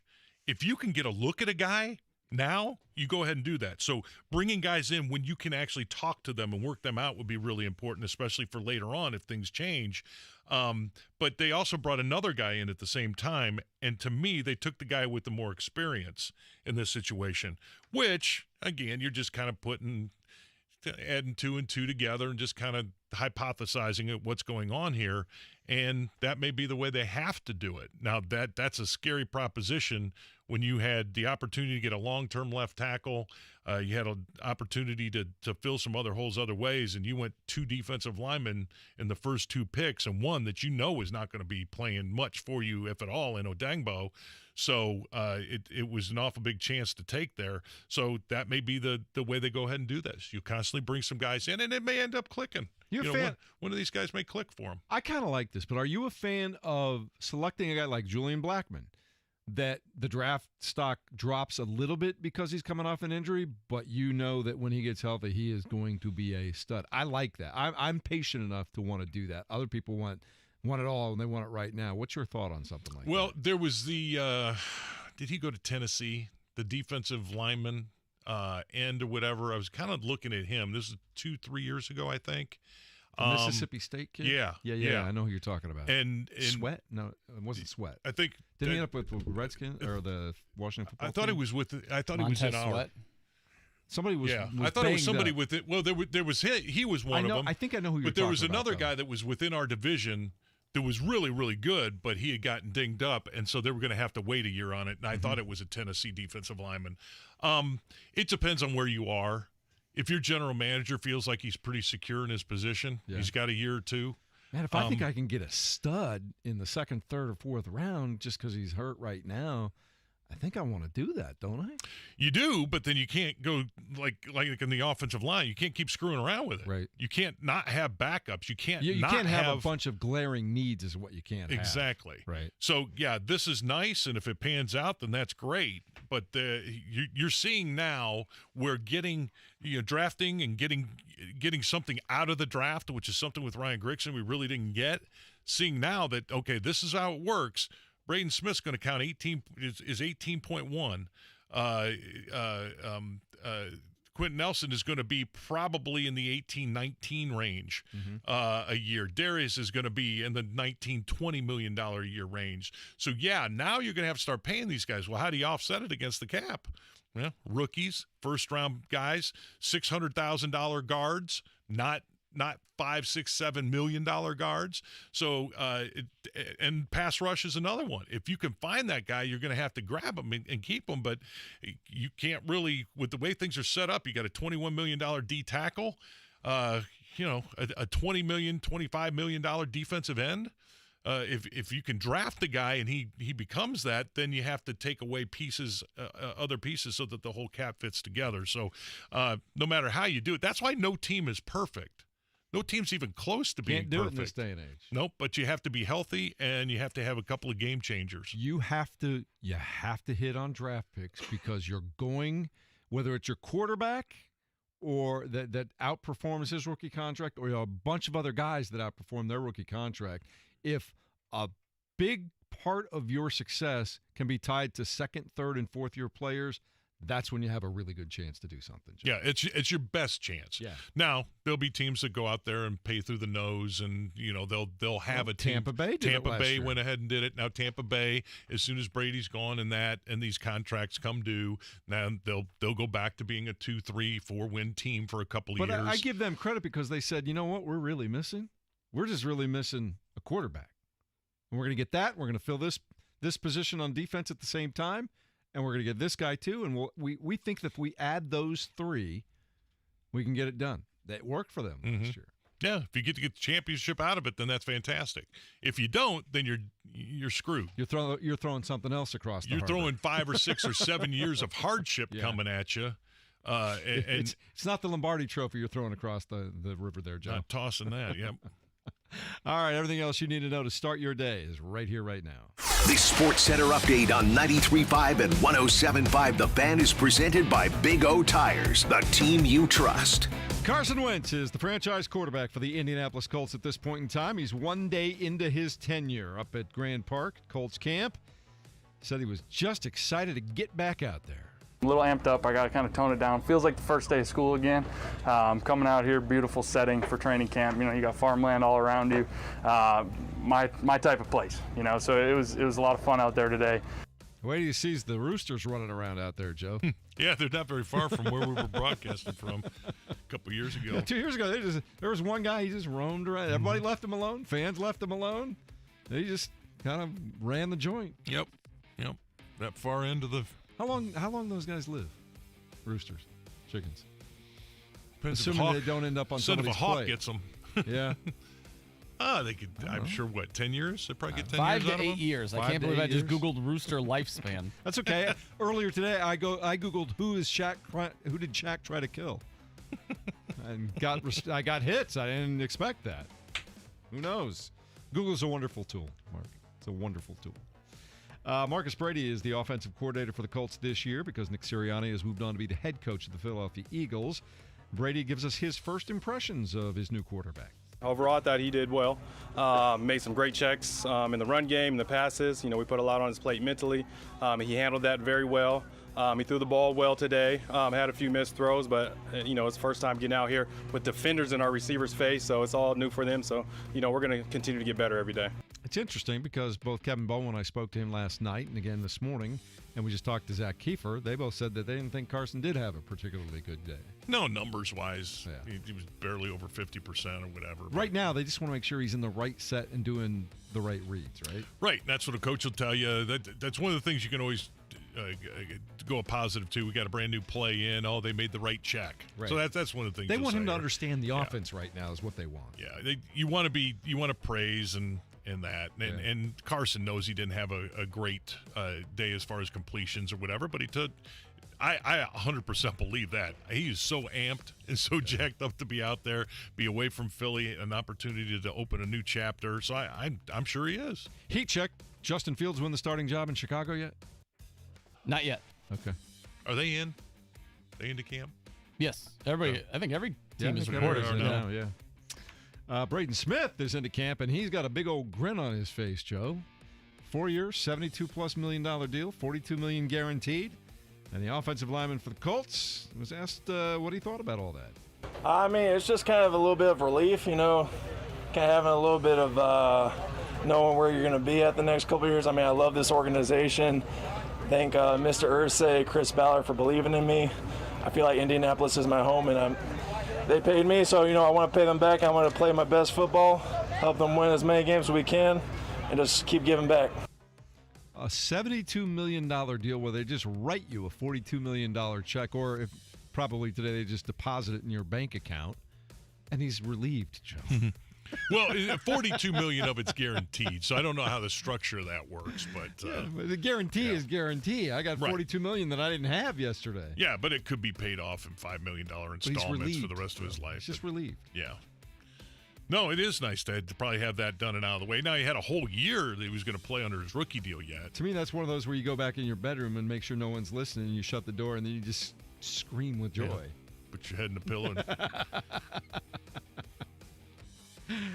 Aaron Rodgers speaking with the media yesterday after all the offseason drama that he kind of said much of it was just media creation, that, yes, there were issues, but he said he saw a lot of misinformation out there and things that just weren't true, things that he knew that they hadn't said or that he hadn't said. But he does say that this rift essentially started this offseason in February. You know, there was a lot of things that transpired. This wasn't, you know, a draft day thing. You know, this was started with a conversation in February after the season ended. And I just expressed, my desire to be more involved in conversations that directly affected my job. And there you go. They're back. He's back on time and in camp, and he's going to get Randall Cobb on his team again, and he's going to have Devontae Adams. And they picked up a couple of offensive linemen, I think, yesterday too, didn't they, Mark? I don't know. I didn't see they grabbed offensive. You're not following linemen. the Packers closely? I mean, not offensive lineman-wise, I'm not. My brother was listening.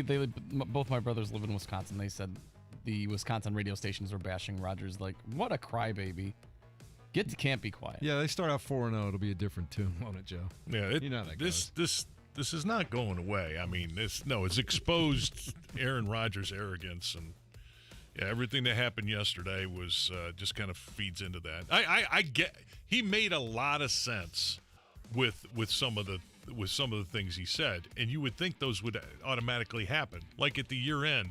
So what worked, what didn't work, what do you like? So he just said he had a discussion in February, and he'd like to have more say. So I'm sure he had his say during that thing. Then whether or not they take your advice is a totally different thing, and maybe that's what made him mad. Well, maybe the difference is too, and you've been here, Joe. Do you feel like you're really having a conversation with someone and, okay, we decide something different, or do you feel like they're patting you on the head and going, okay, that's nice, we'll take that into consideration? No, exactly. I mean, right? You stay anywhere for a long enough time, there's going to be changeover. There's going to be new people that come in, don't know what the hell they're doing. Change is not bad, Joe. But if you get an idiot that comes in and don't know what they're doing, and they make a mistake that you've seen made 400 times before, you can speak up and just say, that's probably not a good decision to make. It's like the old guys sitting in the front of the general store in the old days, and there'd be a new guy coming to town, and they all take the wrong turn every single time, and the four guys know that it's coming, and they would be happy to tell you that it's coming if you would just stop to ask them, but you're arrogant, and you just keep going, and the four of them just look at each other and go, okay, here goes another one. Yeah, right? But you would expect somebody to spend his whole career there, and 17 years or however many years he's there, that he probably knows how the building works. Yeah. I don't know. Let's talk baseball, Mark. Can I do one more football? Yeah. Just one more. And that's why I asked if all the teams were in. How are the Jets in and Zach Wilson's Do they still have a franchise? not signed? Do they still have a franchise? How is your new rookie quarterback that you got rid of Sam Darnold for not even in camp yet? Jets, Jets. That's Holy the answer to your mackerel. question, Joe. It's the answer to your question. You talk about doing the same things over and over the wrong way. Goodness gracious. The smartest thing six Super Bowls later, the smartest thing Bill Belichick ever did was like, I don't want to be with you guys. Oh, my gosh. Remember when he took the job and quit the next day to go coach the Patriots? I mean, it truly is amazing. And this isn't a tough contract to do. They're kind of slotted in. It's the Jets, Joe. Goodness. The Jets. It's what they Mark do. Sanchez, here he comes, everybody. He's coming back. Major League Baseball. That's where I was starting to talk. Joey Votto did it again, Joe. 2 home runs for the second day in a row. The Cubs losing to the Cincinnati Reds yesterday, which made me very happy. Made JMV very happy. You're a Reds guy too, aren't you? Yeah. I'm a Tucker Barnhart guy. 8-2 was the final score. Joey Votto homered twice for the second consecutive day.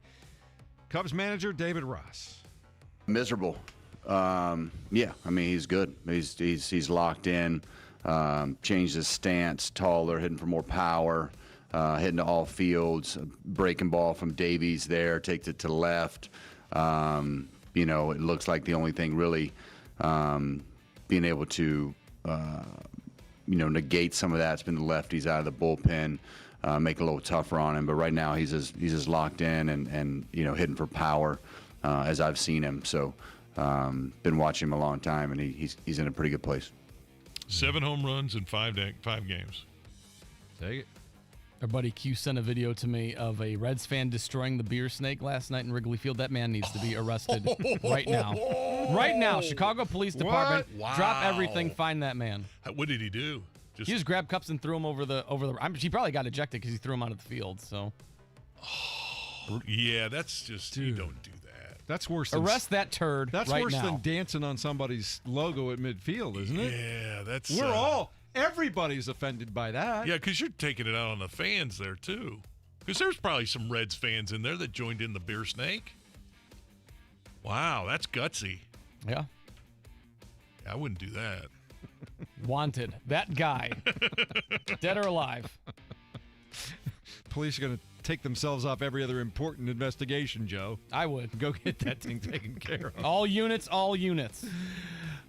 Silver medals for IU Hoosiers yesterday at the Tokyo Summer Games. Andrew Copabianca and Michael Hickson both get a silver medal in synchronized 3-meter springboard. How about that? I'm sorry, this was different. This was the which one was this? Yeah, it was 3-meter springboard. Someone tried to confuse me and say it wasn't, but it was. Okay. Confirmed.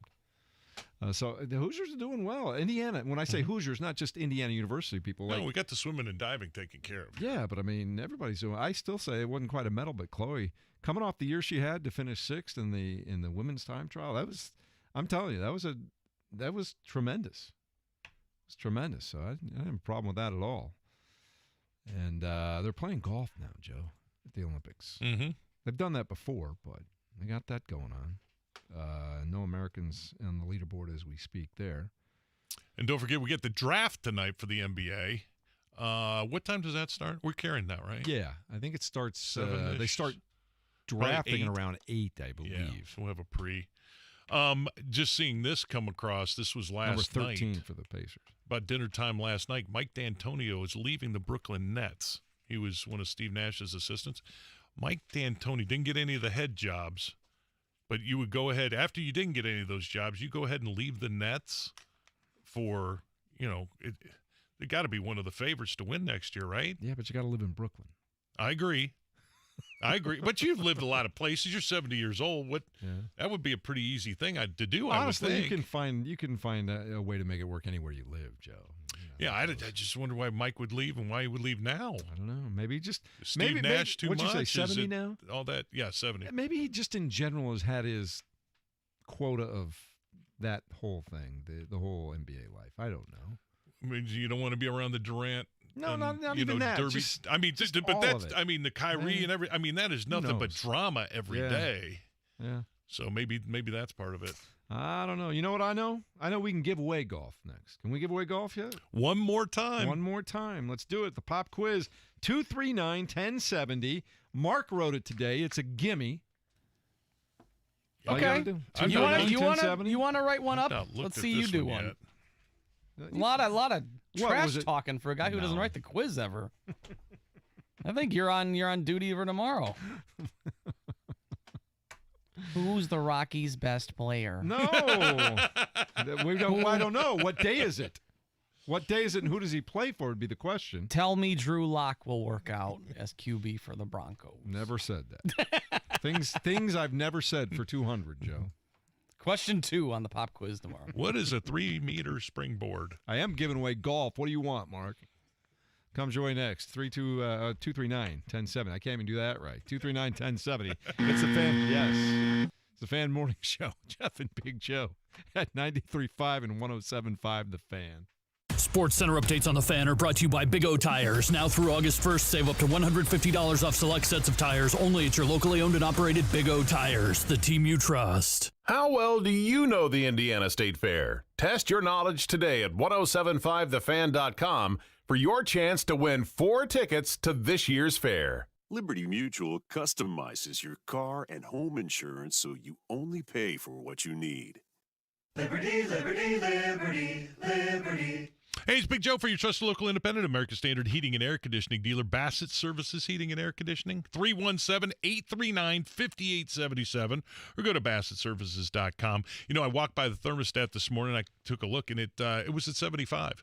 And I just started thinking about that. I think I got something from the electric company that was saying the higher you can have your setting inside the house, the more money you're going to save. And that was one of the deals. I know a lot of folks are around 70, maybe even into the 60s.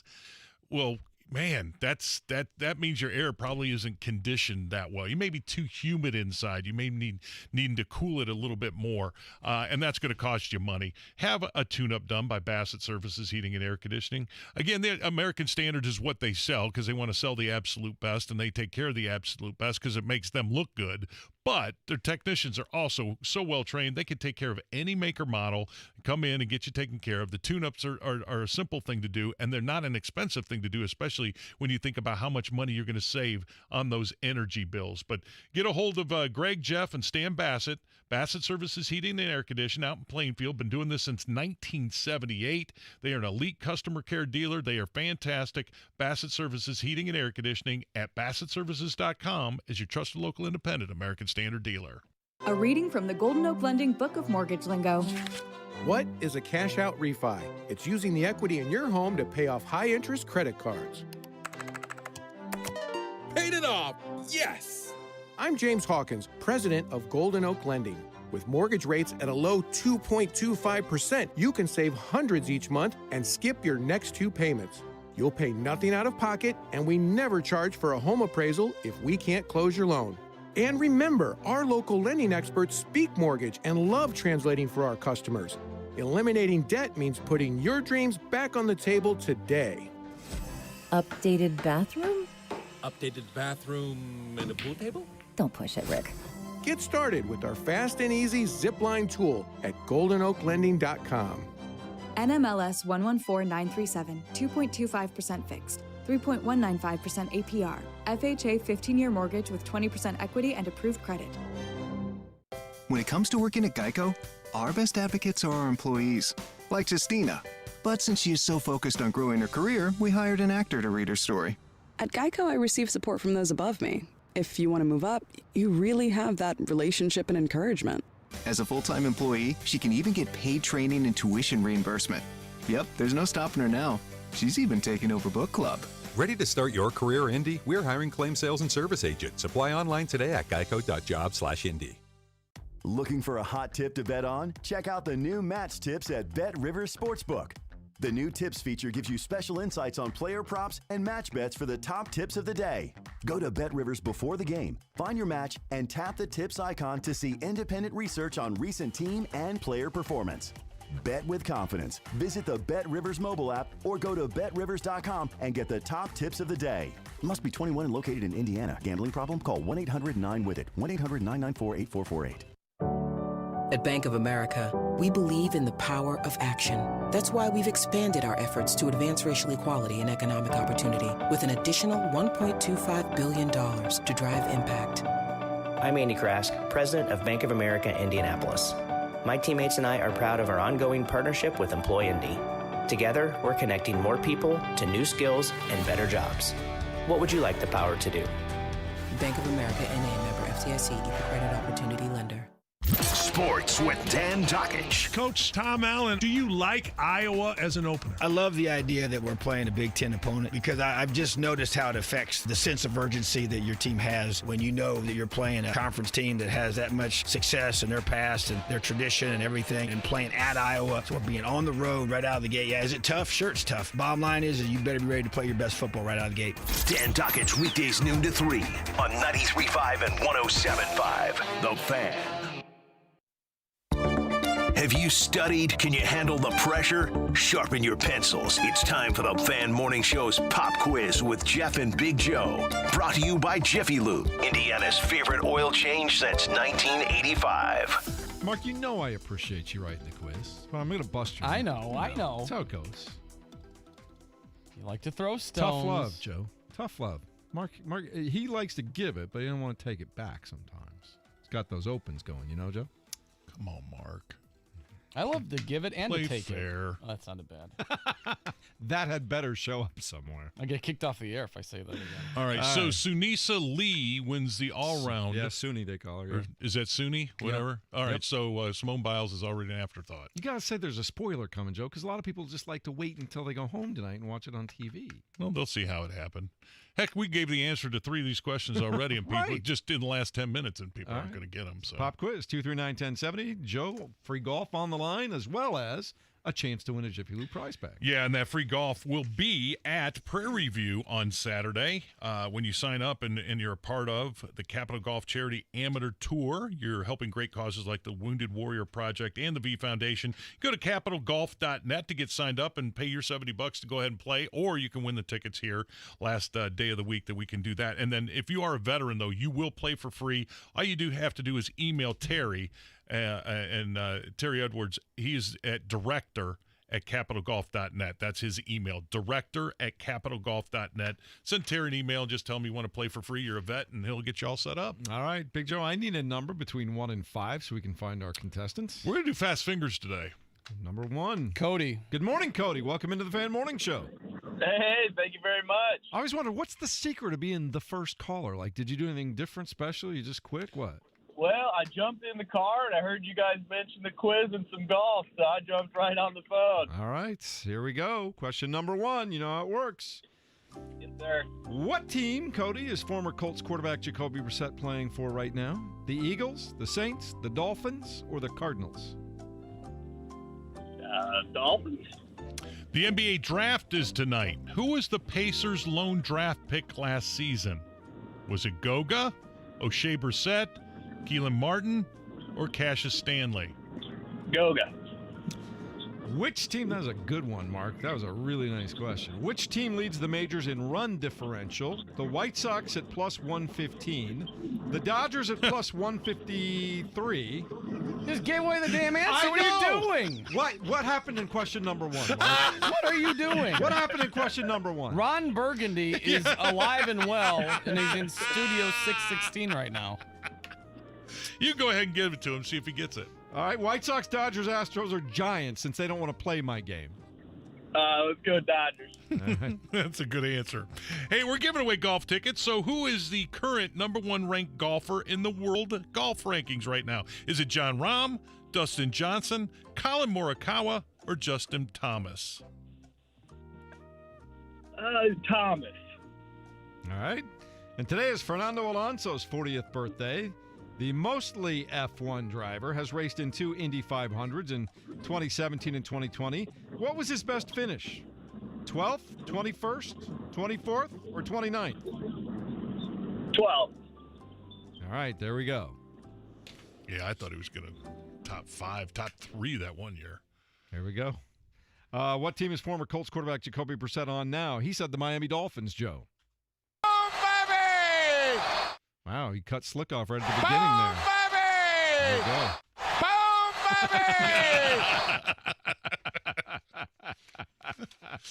Is that the Aaron Rodgers pat your back for coming up with a question? The NBA draft. The NBA draft is tonight. 2 was the Pacers' lone draft pick last season. Cody said Goga Bitadze. No, Cassius Stanley. You blew it! You don't get to come back tomorrow. You don't even get a lousy copy of our home game. You're a complete loser. You lose. Good day, sir. Tony, get your bag and get the hell out of here. That 3-on-3 is nonstop, just dripping action. You hanging out with Nick up in Fort Wayne? What? Yeah, that's it. Pineapples dripping everywhere. Action. Just pineapples everywhere. Dodgers were plus 153. They didn't even let me finish the other 2 to see if anybody's paying attention.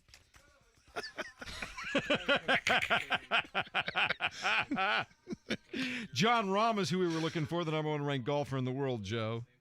And Fernando Alonso's best finish at the Indy 500 was 21st back in 2020.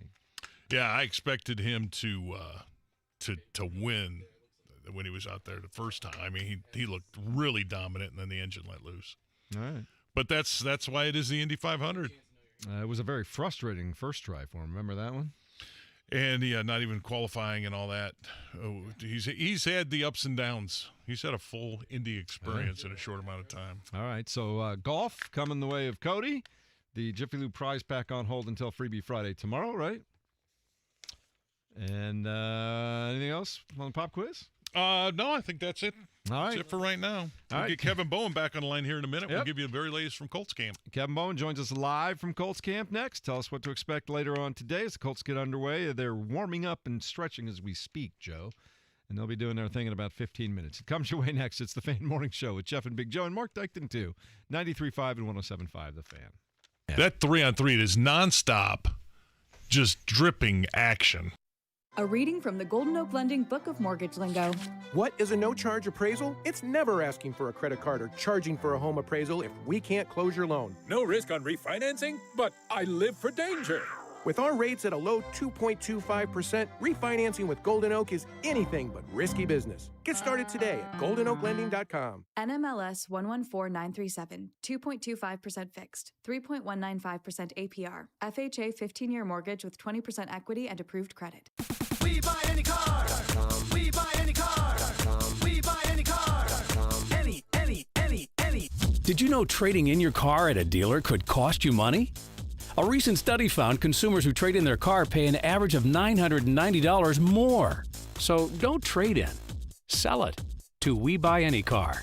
Learn more and get your free online valuation now at WeBuyAnyCar.com. Find out how much your car's worth at We Buy Any Car. Hey, Payless Liquors At has got your Huntington, handle. we've been asking ourselves, can we make saving money any easier? And we think we've solved it. Introducing Money Scout.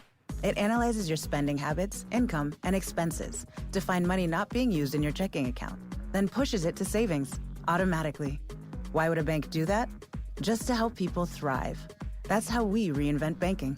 Huntington, welcome. Subject to eligibility, terms, conditions, and account agreements. Learn more and enroll at huntington.com/moneyscout. Sorry, Huntington Bank. I stepped on you. That's because I love Huntington Bank. It's my bank, but I also wanted to tell you about Payless Liquors, and that's another company that I absolutely love. I love that they're family-owned and operated. I love that Charlie has gotten his kids involved, and Liz takes care of things. And, man, just the deals that we get weekly, absolutely fantastic. She thinks of everybody. You wine drinkers? Kendall Jackson Vintners Reserve Chardonnay is only $9.99 a bottle, and at those kinds of prices for a wine that good, stock up for weddings and special events you got coming up.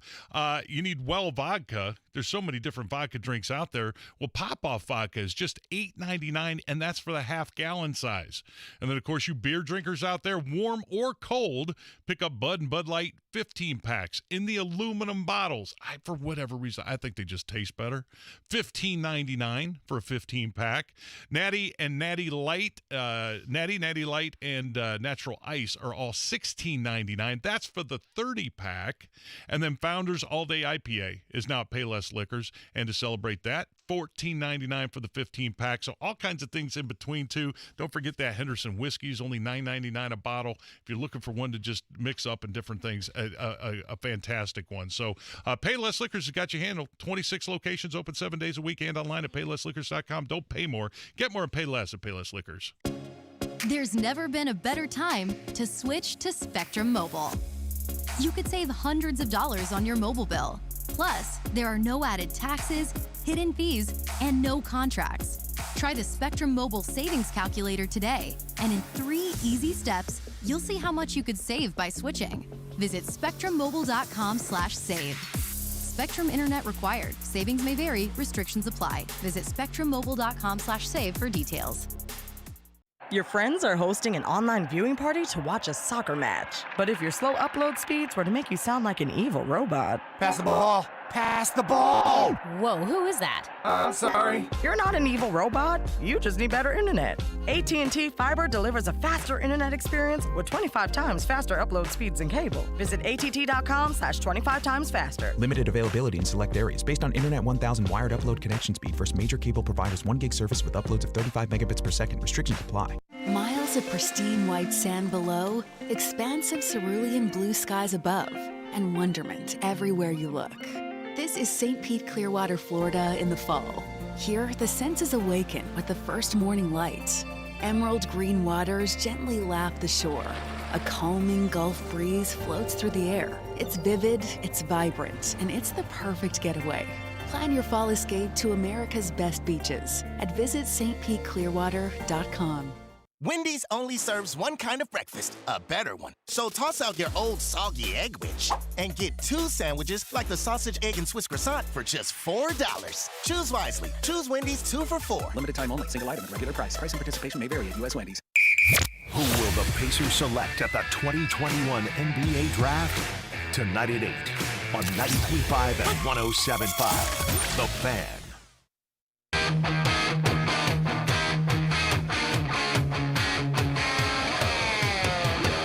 It's the Fan Morning Show with Jeff, Big Joe, and Kevin Bowen.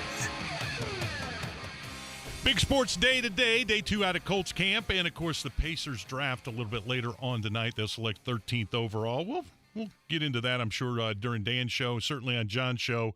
But we want to head back out to camp right now, a vital part of everything that we do. And if there is a read that you should do every single day to pick it up, go to 1075thefan.com and read what Kevin Bowen's putting up. There's some great things going on. Maybe, Kevin, that one thing I'm going to go through really all through camp will be the 53 questions about Colts training camp. Because I'm sure we'll have answers to most of them by the time we get done with that. But starting with the daily schedule and what's going on out there today, is it the same time for fans? They going to adjust the time of practice? How are they doing that? No, same time. Yeah, 10 a.m.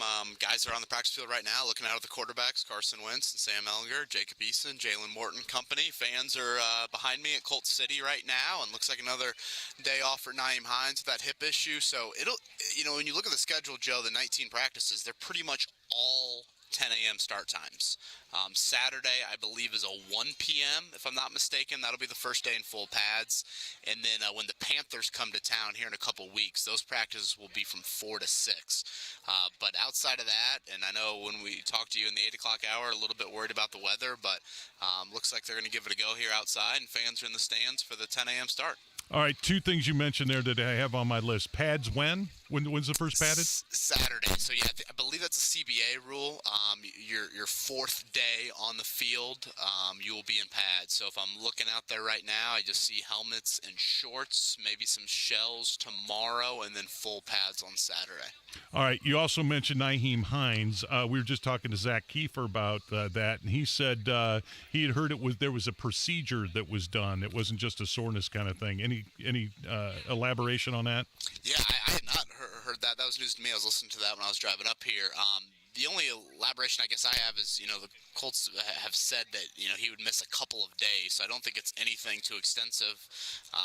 He's walking around here. It's not like it's, he's in a golf cart or not even at the practice field, but it is rare to see Nyheim Hines on the sideline. That's not something that we see at all. And this is a guy that not only has he not missed a game in 3 years in the NFL, but I believe this is the first time he's missed really practice. Certainly hasn't missed regular season practices. So for that position and him specifically, it's just super rare to see a running back be that healthy. But yeah, it sounds like Hines is going to miss a couple more days. And everything he does, obviously he's going to be your starting punt returner. So we didn't even talk special teams yet today. How'd the kicking battle look? And then without him out there, what's the depth chart there at punt return? Yeah, we didn't see any field goal stuff yesterday. I'm assuming that'll be in the cards today for Eddie Pinheiro and Rodrigo Blankenship. Kick return yesterday, I think I've got the order right. It was Isaiah Rodgers, DeMichael Harris, and then Tyler Vaughn's an undrafted free agent out of USC. Don't think we saw punt stuff yesterday. At least I don't recall seeing that. I would assume, you'd get Harris, you'd get obviously Isaiah Rodgers in punt return. I don't know about Paris Campbell. Part of me says you just want to keep him healthy as possible. You don't need to mess around with that. And honestly, I think a duo of Hines and Rodgers, Joe, to me, that's one of the more dynamic return duos the Colts have had in quite some time. Absolutely. No, a lot of excitement there. All right, you mentioned my favorite guy, and one of the guys I had on my top 10 positions to watch was wide receiver, but specifically was Paris Campbell. Just give me nothing but good news about Paris Campbell, please.